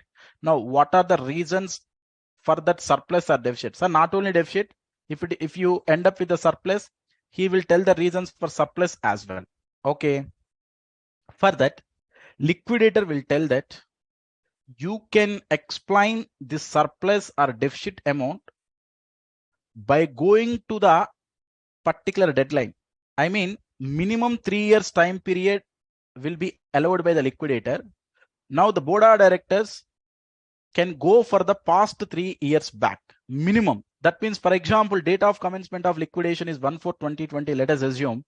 Then board of directors will start explaining things related to deficit or surplus by considering the cutoff date as from 1/4/2017. Why? Because if suddenly liquidator will ask why you get this much of deficit, then suddenly board of directors will not go for the date of incorporation. Now, from date of incorporation, these so many things were occurred in the company. Maybe in particular year we end up with losses. Maybe in particular year certain abnormal earthquake was happened. Like that, board of directors may not explain, right? So it is too difficult to explain each and every scenario. That's why what liquidator will tell, at least you can take the gap of 3 years. You can going to explain the scenarios from the back of 3 years, still know what was happened. You can explain. So that's why it was given. It is a minimum 3 years. Then as per the discretionary powers, the board of directors can take 3, 4 years, 5 years or 6 years. If they're able to explain, they can explain. But the minimum statutory requirement is 3 years. Then board of directors will go for 3 years back. They will start explaining things from 1/4/2017 onwards. Now, as on 1/4/2017 onwards, what I should need to think? First, as on this date, reserves and surplus is how much I should need to check. Why, sir? This is the opening balance from which I am explaining the things. For example, the opening P&L account debit balance we have for 5 lakhs negative, sir. For this 5 lakh, I am not explaining anything. How you get this 5 lakhs? This was occurred due to the past result. This is 5 lakhs. From here onwards, I am explaining. Then only I will get the deficiency as a closing balance. Now, this is the 5 lakhs loss we are occurred till date, sir. Or for example, if you have the reserves and surplus positive balance, all including P&L as well as other reserves, you can consider here. For example, I am having the positive balance of 10 lakhs. From here, I should need to start explaining the things, which is the opening balance of reserves and surplus. How you get the opening balance of reserves and surplus? It is very easy. Assets minus outside liabilities plus capital. If I check the difference is nothing but reserves and surplus. If you check, this is assets, this is capital, this is reserves and surplus, this is other liabilities. Assets minus other liabilities minus capital, then you will get reserves and surplus as a balancing figure. Simply board of directors will take that cutoff date. As on that cutoff date, they're comparing assets with liabilities and capital. Then they will check the reserves. If the assets are more than the liabilities plus capital, then the reserves will be positive. If the assets balance is less than the liabilities plus capital, then the reserves balance will be negative, which is profit and loss account debit balance. They are starting the problem with that components, either the positive reserves and surplus or the negative reserves and surplus. Okay. Then items contributing for the deficit are reducing the surplus. Now here I got the deficit or surplus something. Now in these 3 years, which items contributed the deficit, or which items contributing for the, or which items causes for reduction of surplus? Both are same. Sir, causes for deficit or cause for reduction of surplus, both are same only. Reduction of surplus means which is deficit, or directly causing for deficit means which is deficit. Which items they are caused? I should need to reduce. If it is surplus, I am reducing. If I get the deficit, I am adding these negative figures. Do you understand? For example, if it is 10 lakh surplus here, items contributing deficit, I am reducing one by one. No, sir, here I am got 5 lakhs deficit. Then what you should do, these are also only for minus 5 lakhs. Now I am adding these minus figures. That is the mathematical meaning. Now items contributing deficit are reducing surplus. What are different components coming into the picture, sir? Sir, during the period, company is ending with losses, sir. Operational losses, which cause for deficit. Abnormal losses, what I told, loss due to earthquake, loss due to theft, loss due to maybe natural calamities, any other thing. These all are cause for deficit. Not only that, sir, company attaining profits only, but the entire profits are we already distributed to equity shareholders. That's why now at the time of liquidation of the company doesn't have any funds to distribute among the equity shareholders. So that means issue of reserves and surplus in the form of dividend, in the form of bonus shares will also one of the reason to end up the deficit. So that's why declaration of dividend as well as bonus shares also you can consider. Are realization loss related to assets? This is liquidator actually going to made. Sir, at the time of realization of assets, as on date of liquidation, he is going to realize, or you are going to realize at less than book value, because the market values are not fetching. Book values are more than the market value. This is as on date of liquidation is going to happen. These all are reasons for contribution of deficit. Similarly, items contributing for surplus or reducing the deficit may also happen. That is, in these 3 years, profit may occur, which is operating profit. Maybe abnormal profits. So abnormal profits is also going to happen. Why not? Sometimes it may happen. For example, insurance claim you received. You received the insurance claim. Sum assured. You will get the entire sum assured value at that point of time, which is abnormal gain only. Do you understand? So other than the operation profit, any profit if you get, that is we are considering as abnormal profit here. Next, realization profit. For example, asset book value is 3 lakhs, but the liquidator is able to sell that 3 lakhs asset at 5 lakhs. Then 2 lakhs we are having surplus. That's why that is available to distribute among the equity shareholders as surplus only. If the first part is dominated over the surplus, then we are ultimately end up with deficit. No, sir, if the second part is dominating the deficit, then we may end up with surplus. Then how we are going to prepare the list H, sir? List H is going to prepare from a specific cutoff date. As on that cutoff date, we are going to check reserves and surplus balance. First, we are checking the reserves and surplus balance. It may be the positive or it may be the negative. With this, I am adjusting the items contributing the deficit or reducing the surplus. Similarly, items contributing the surplus are reducing the deficit or reduction the deficit. Items contribution for the deficit are in generally operation losses, abnormal losses, distribution of dividend or bonus shares, or at the time of realization of assets, if the liquidator is end up with any loss, such losses. Items contributing for surplus exactly in opposite mode, you can think here it is operational profit, abnormal profits, or at the time of realization of assets, if liquidator end up with any profits. Then if you check, then you will know the real deficit or surplus in generally shareholders will get. Now this deficit or surplus should need to be matched with the deficit or surplus which was represented in the statement of affairs. That is all about list H, statement of deficiency. Sir, with this background, without putting any full stop here, first let me take up one problem. A lot of things I explained now. Sir, related to list A, ANSP. Sir, related to list B, ASP. There itself I am checking the security creditors with fixed charge itself.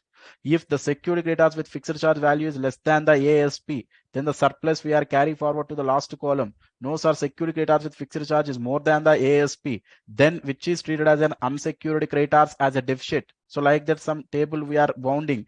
Then the total assets available for preferential creditors, security creditors with floating charge, unsecured creditors, then we know here itself summary of certain gross assets we are providing, that is total value of ANSP and total value of ASP. Just we should need to provide as an additional information. Then apart from this, then we are also going to present the liability statement. In the liability statement, in the 3-way column, one is gross column, another one is net column, and the other one is particulars we are going to show. Now first security creditors with fixed charge as a first liability we are going to show. We are already paid, that's why not show in the net column, only you can show in the gross column. Then the same assets which are available for preferential creditors, security creditors with floating charge, unsecured creditors you can represent, that is assets available for preference, security creditor, floating charge, unsecured. Then start making pay as per list C. Then after that assets available for security creditors with floating charge and unsecured creditors, then list D, you can make payment for secured creditors with floating charge. Then after that, assets as regards secured creditors with floating charge. Then you can make payment for as per list E for unsecured creditors. Then the remaining assets are available for shareholders. Then you can make payment for preference shareholders and equity shareholders. Then you will get a deficit or surplus. Whatever the thing explained in the statement of affairs. Now let us check through a problem. And here legal charges, liquidation expenses, and liquidator remuneration should need to be ignored. Such all things we seen. Whatever the things we discussed in the theory till now, such all things I'm going to explain once again through a problem. Let us take a problem. Do you have any doubts, guys, before proceeding with the problem? Or if you have any doubts, let us check after resolving this problem. Then that is better idea. First, let me take up this problem for the discussion. We are having very less time. Please let me continue with this problem. Then at the end of the class, I will provide sufficient time to resolve your doubts. Okay. Guys, one more reason. So statement of deficiency and the statement of affairs, you came like this, you went like this, sir. The reason also I will tell you, which is little bit lengthy, and for importance wise, you can give the least importance. But it is my responsibility to explain each and every concept which was there in the exams. We don't know the examiner mindset. Sometimes they might also question from the statement of affairs. Okay, but nothing is great here. Simple value of assets and making payment to the liability holders in the particular format. That's why I'm not taking too much of efforts to explain these things. I don't want to make it present in the OneNote, how this will come, what is this, everything you know. That's why I directly explain things with my PDF. That's it. Okay. Hope it is clear. Let me continue with the problem, which is problem number 11. X Limited was ordered to be wound up on 31st March 2012, on which date the following balances were extracted from its books. Goodwill is given, building, plant, fixtures, stock, debtors, cash. P&L account debit balance is given at 1,38,500. Share capital 10,000 equity shares of rupees 100 each. 5% debentures secured by floating charge on all assets. Interest payable on these debentures was 4,000. Bank overdraft secured by hypothecation of stock. That means bank OD is secured creditor with fixed charge, and the stock is ASP. List B. This is also list B. Creditors given at 36,000. Now 5% debentures and interest payable on debentures is list D, secured creditors with floating charge. Fine. What about this creditor, sir? This creditor is an unsecured creditors, so which is list E. Am I right? So remaining all are assets. So except the stock, remaining all the assets are ANSP, assets not specifically pledged. Okay, fine. Come down. The amounts estimated to be realized are goodwill 1,000, building 3 lakhs, plant 5,25,000, fixtures 10,000, stock 31,000, 20,000. These are estimated realizable values. These values should not be considered. Values given in the balance sheet you should not consider. Values given under the information as an estimate you should need to consider for the purpose of preparation of statement of affairs.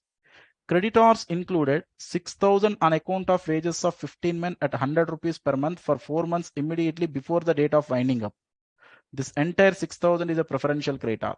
This entire 6,000 is a preferential creditor. Why?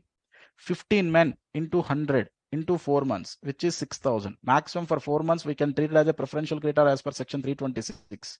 And also 9,000 being the salaries of 5 employees at 300 rupees per month for the previous 6 months. No, we are not considered 6 months, only 4 months. 4 months into 300 into 5 employees. How much it is? Which will be 6,000. So out of this 9,000, 6,000 will be the preferential creditor and the 3,000 will be the unsecured creditor. Okay. Only I'm talking about preferential creditor. Okay. Rent for godown for the last 6 months amounting to 3,000 is also unsecured creditor. Income tax deducted out of salaries of employees 1,000 is also a preferential creditor. And the director's fee was 500. Director is not the employee of the company. Any amount outstanding towards the director is not a preferential creditor. Now, what is the total preferential creditor as per list C? 6 plus 6, 12. 12 plus 1, 13,000 is the list C up to this information. Now, Out of this 36,000, if you reduce the 13,000, then remaining amount will be the 23,000. This 23,000 is the unsecured creditors. That means list E unsecured is only 23,000. Out of this, list C preferential creditors is 13,000. So just the creditors bifurcation given through this paragraph. Next, 3 years ago, the debit balance in P&L account was 77,925. Why he went for 3 years ago, which is the cutoff date for preparation of list H. This is the liquidation commencement date. He went back to 3 years, out of which he started here P&L account debit balance. He end up with 77,925, which is the opening balance for preparation of statement of H deficiency account. And since that date, the accounts of the company have shown the following figures. Now he might providing some reasons for 31st March 2010, that is 9-10, 10-11 and 11-12. He is providing the reasons.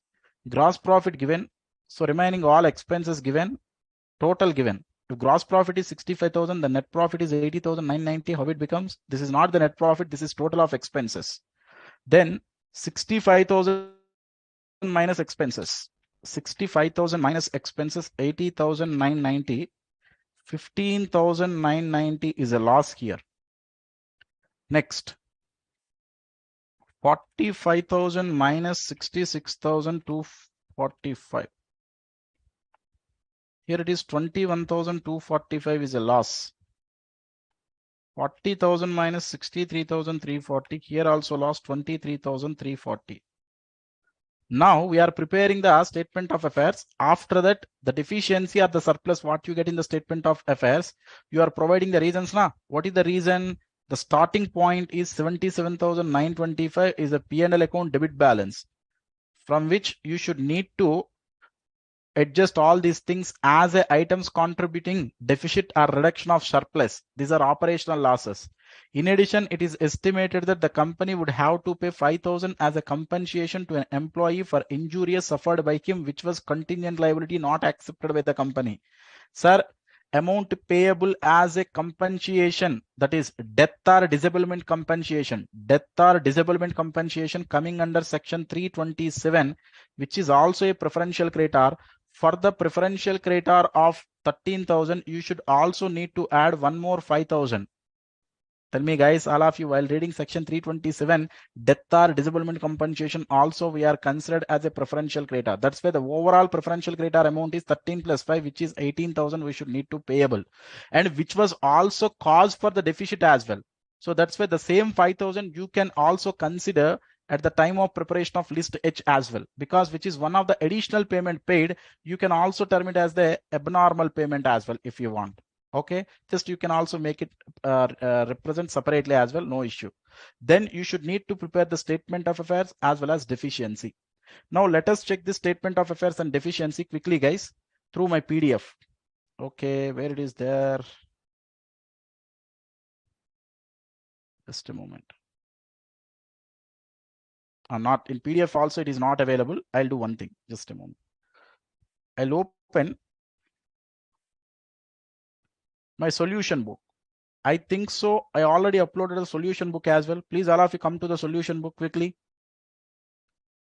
I don't want to write this much of content in my OneNote. Please all of you come quickly guys to my solution book. Hope you are having the PDF with you, or if you are not having, just please all of you observe the screen. Sir, first we are starting with the list A, right? Estimated realizable value. We should need to start with list A. Now here it is clearly given list A assets not specifically placed, which is A and SP. We already find that except the stock, all are A and SP only, except the stock, remaining all are A and SP only. Values were clearly given. Goodwill 1,000, goodwill was 1,000. Yes. Building is 3 lakhs. Yes, building is 3 lakhs. Next plant is 5,25,000. Yes, plant is 5,25,000. Fixers is at 10,000. Yes. Next stock don't consider here. Debtors 20,000. Yes. Apart from this, one more asset is there. What is that? Cash and bank balance. So if you go up, it is clearly given cash value is at 500, which is not having any realizable value. The cash value is the cash original value only. So that's why they consider that 500 only. If you make it total, you will get the total value of A and SP. After that, we should need to make it present the list B, which are assets specifically pledged. Stock is the main figure, that is particulars are the asset figure. Stock you can consider. What is the estimated realizable value of the stock? Just now we seen, which was given at 31,000, which you can consider this. Bank OD was how much? Bank OD. So in the problem, if you check the bank OD, which was given at 25,000, consider here guys, all of you, 25,000. Now you can represent the 25,000 bank OD, which is the asset value, which is the bank OD. Now we are having the surplus. The surplus column we should need to take over to the last column. Surplus 6,000, that's where deficiency ranking as unsecured is nil. For example, if the bank OD is 35,000, let us assume that 4,000 will be the deficiency ranking as unsecured. We should need to make payment to the other unsecured creditors along with other unsecured creditors. But here we are having the secured value of the asset is more than the secured creditors with fixed charge. That's why the surplus we are transferring to the final column. Now, if you add 8,56,500 plus 6,000, you will know the assets available for preferential creditors, debenture holders secured by floating charge, and unsecured creditors.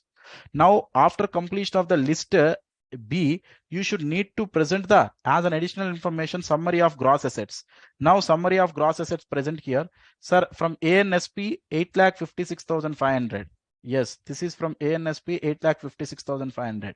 From ASP gross how much? Gross considered 31,000. That is before making payment to security creditors with fixed charge. How much? 31,000.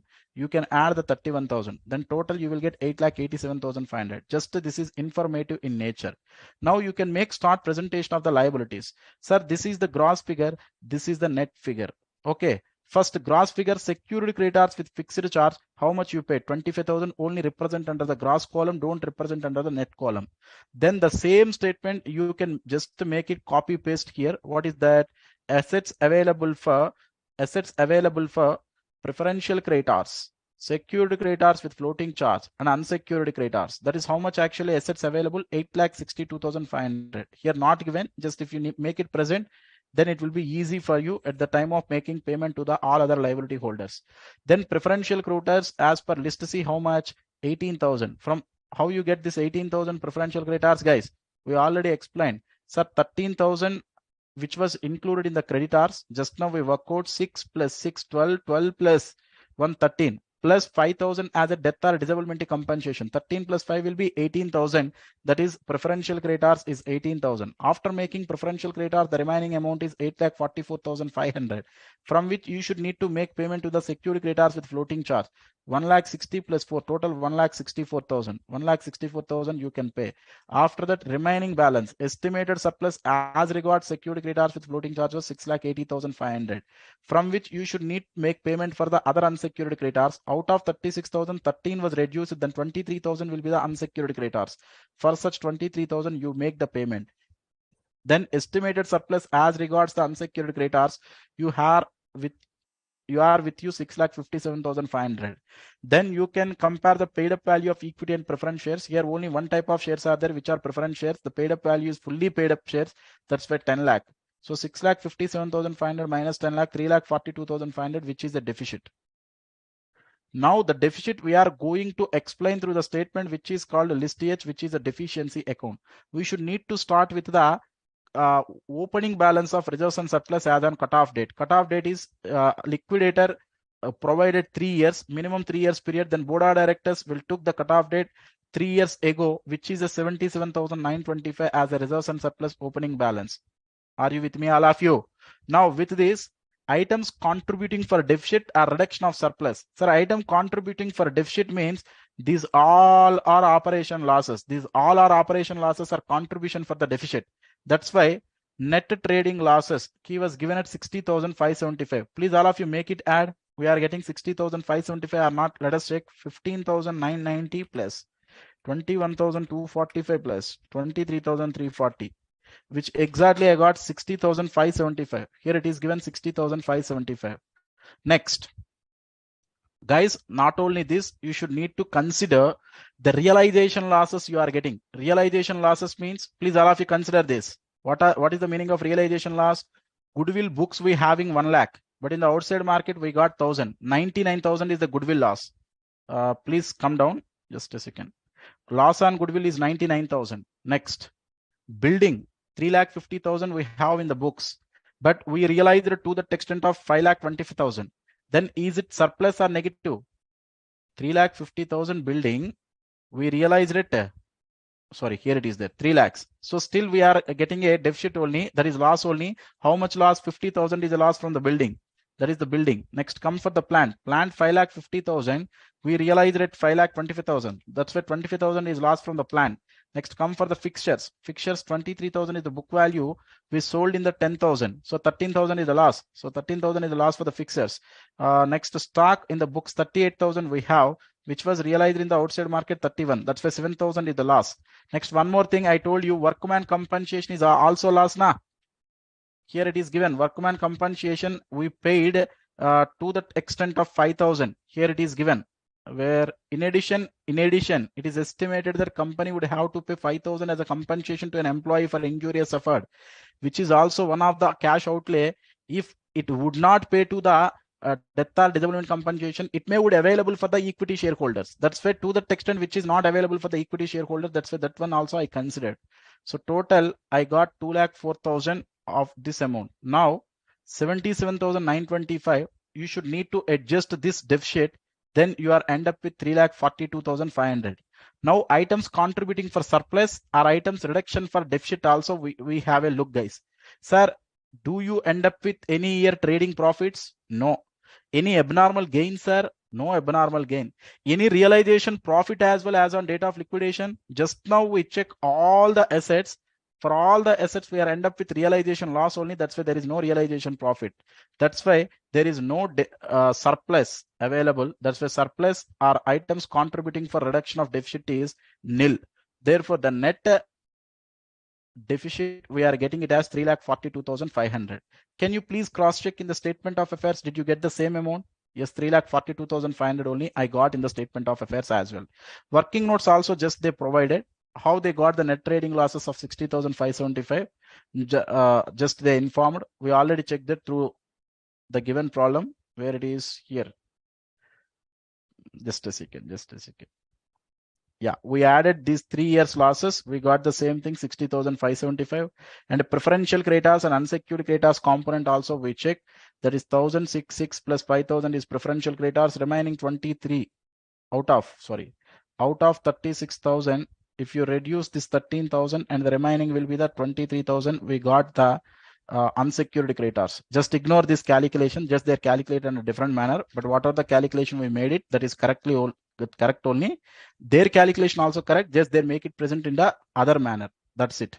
Okay, then this is exclusive of workman compensation. This is the just working notes they provided. This is the preparation of statement of affairs and a list H statement of deficiency, guys. Now let me know, do you have any problem in preparation of statement of deficiency and that is statement of affairs? Let me know, guys, all of you. Just I'll spend 2 to 3 minutes. If you have any doubt, then just I want to explain. Any doubt? Is it clear? Nothing else, guys. Whenever they are asked in the statement of affairs, no need to do. Simply work out just summary. I'm telling you related to statement of affairs. Whenever they are asking, or I will do one thing, not only the statement of affairs, I'll give summary for the entire liquidation chapter, then it is beneficial to you. I think so. Along with that, I will give the statement of affairs summary as well. Guys, one more thing, don't worry. I am going to upload the entire PDF notes regarding amalgamation, internal reconstruction, as well as liquidation of companies. I already uploaded main material as well as solution material. Okay, don't mind. I will upload everything. Fine. Let me provide the summary for the entire chapter along with statement of affairs as well. Concentrate, guys. First, I'm start providing the summary with statement of affairs itself. Statement of affairs. You can call it as summary or the mind map as the case may be. Sir, who will prepare the statement of affairs? Board of directors. To whom it is handed over? Liquidator. At which values it should be prepared, sir? Estimated realizable values. Sir, what are the different lists present in the statement of affairs, sir? Total. List A, ANSP. List B, ASP. Along with secured creditors with fixed charge also we are going to show here. List C, preferential creditors. Next, list D, secured creditors with floating charge, sir. Then list E, Unsecured creditors, sir. List F, preference shareholders, sir. List G, equity shareholders, sir. Then what is the format? First, we should need to start with ANSP. Consider all assets which are not offered as a security. Directly make it present in the last column. Just make it total. Consider the calls in arrears as well, if at all given in the problem. Then after that, list B, you can come for ASP. Sir, ASP, how I should need to present, sir? I should need to make it present in a particular format. That is, what is the value of the asset, that particular asset value, which is estimated realizable value. That related secured creditors with fixed charge also, how much you can check.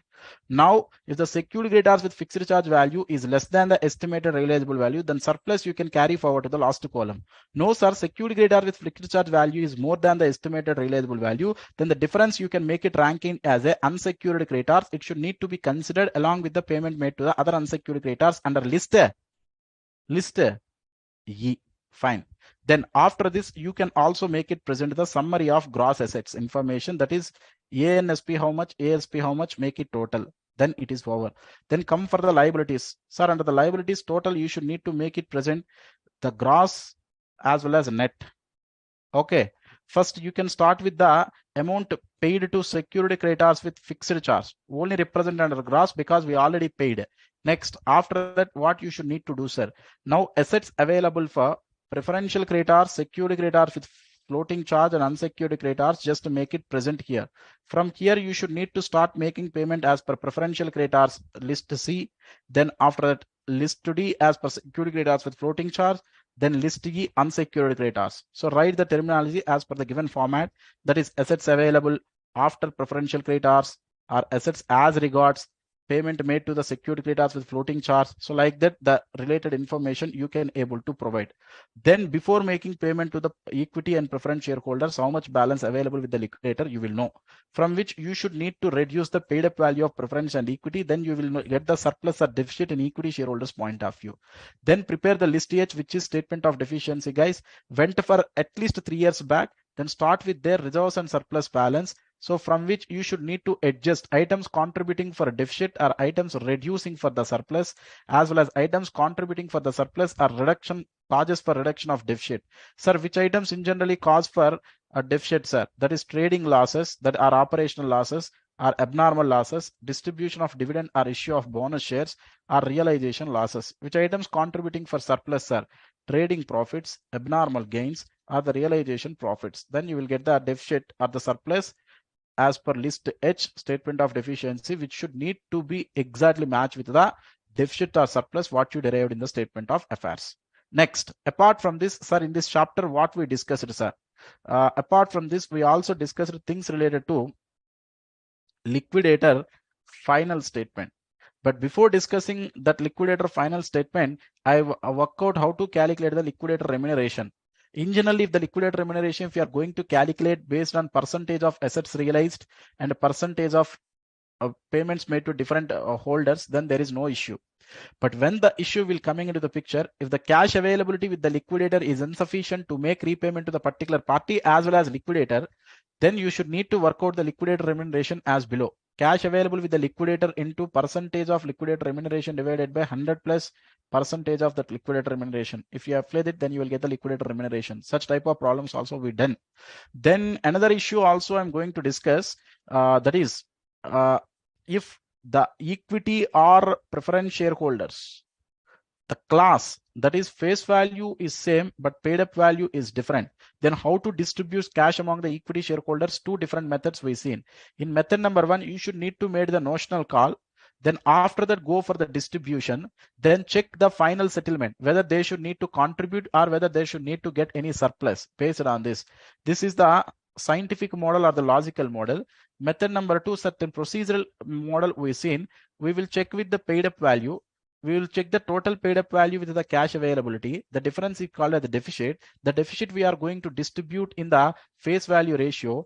Then for the individual persons, we should need to check whether you are deriving the positive balance or the negative balance. If the particular category of persons end up with the negative balance, then they should need to contribute. If the particular category of persons will get the positive balance, then they will get the surplus. In both the methods, I explained the things. Sir, if the face value is also different, sir, paid up value is also different. First, explain the equivalent units. Then change all the different class of equity shareholders into the same face value, then apply the same concept, you will get the distribution. Next, various issues. We are discussing things related to the liquidator final statement at the time of presentation, how it should need to be presented in the simple receipts and payments account. We are started with ANSP, then started with ASP. Only surplus only you should need to categorize under ASP. Under ASP, if you having the surplus, you can present. If the security creditors with fixed charge is more than the given ASP, then the surplus will become nil. Then the excess over and above the ASP value of the security creditor with fixed charge, you can categorize as the unsecured creditors. Then start making payment of the legal charges or the liquidation expenses, then liquidator remuneration, then security creditors with floating charge only for presentation, but make payment for the preferential creditors, then unsecured creditors, preference and equity shareholders. Sir, related to debenture holders interest, if you observe, I told one important point. Sir, up to the date of liquidation, it is the responsibility of the liquidator should need to repay to the debenture interest along with the debentures principal. But after the initiation of the liquidation and up to the date of settlement, if the company becomes solvent, then liquidator will pay, otherwise no need to pay. When the liquidator will know whether the company is solvent or unsolvent, after making payment to unsecured creditors, if the company will end up with a surplus, then we should know the company is a solvent. That's why debenture interest up to the date of liquidation, we should need to pay along with the security creditors with floating charge. So debenture interest after the initiation of liquidation up to the date of settlement, we should need to pay after making payment to the unsecured creditors. That point also I emphasized. One more thing, sir, what about things related to arrears of preference dividend? If there is provision in articles of association, we need to pay, otherwise no need to pay. But generally, if nothing is given, take the assumption that arrears of preference dividend provision is exist in the articles of association. Such things also I explained. Next, guys, after liquidator final statement, something we discussed about the list B contributories. Sir, who is known as list B contributories?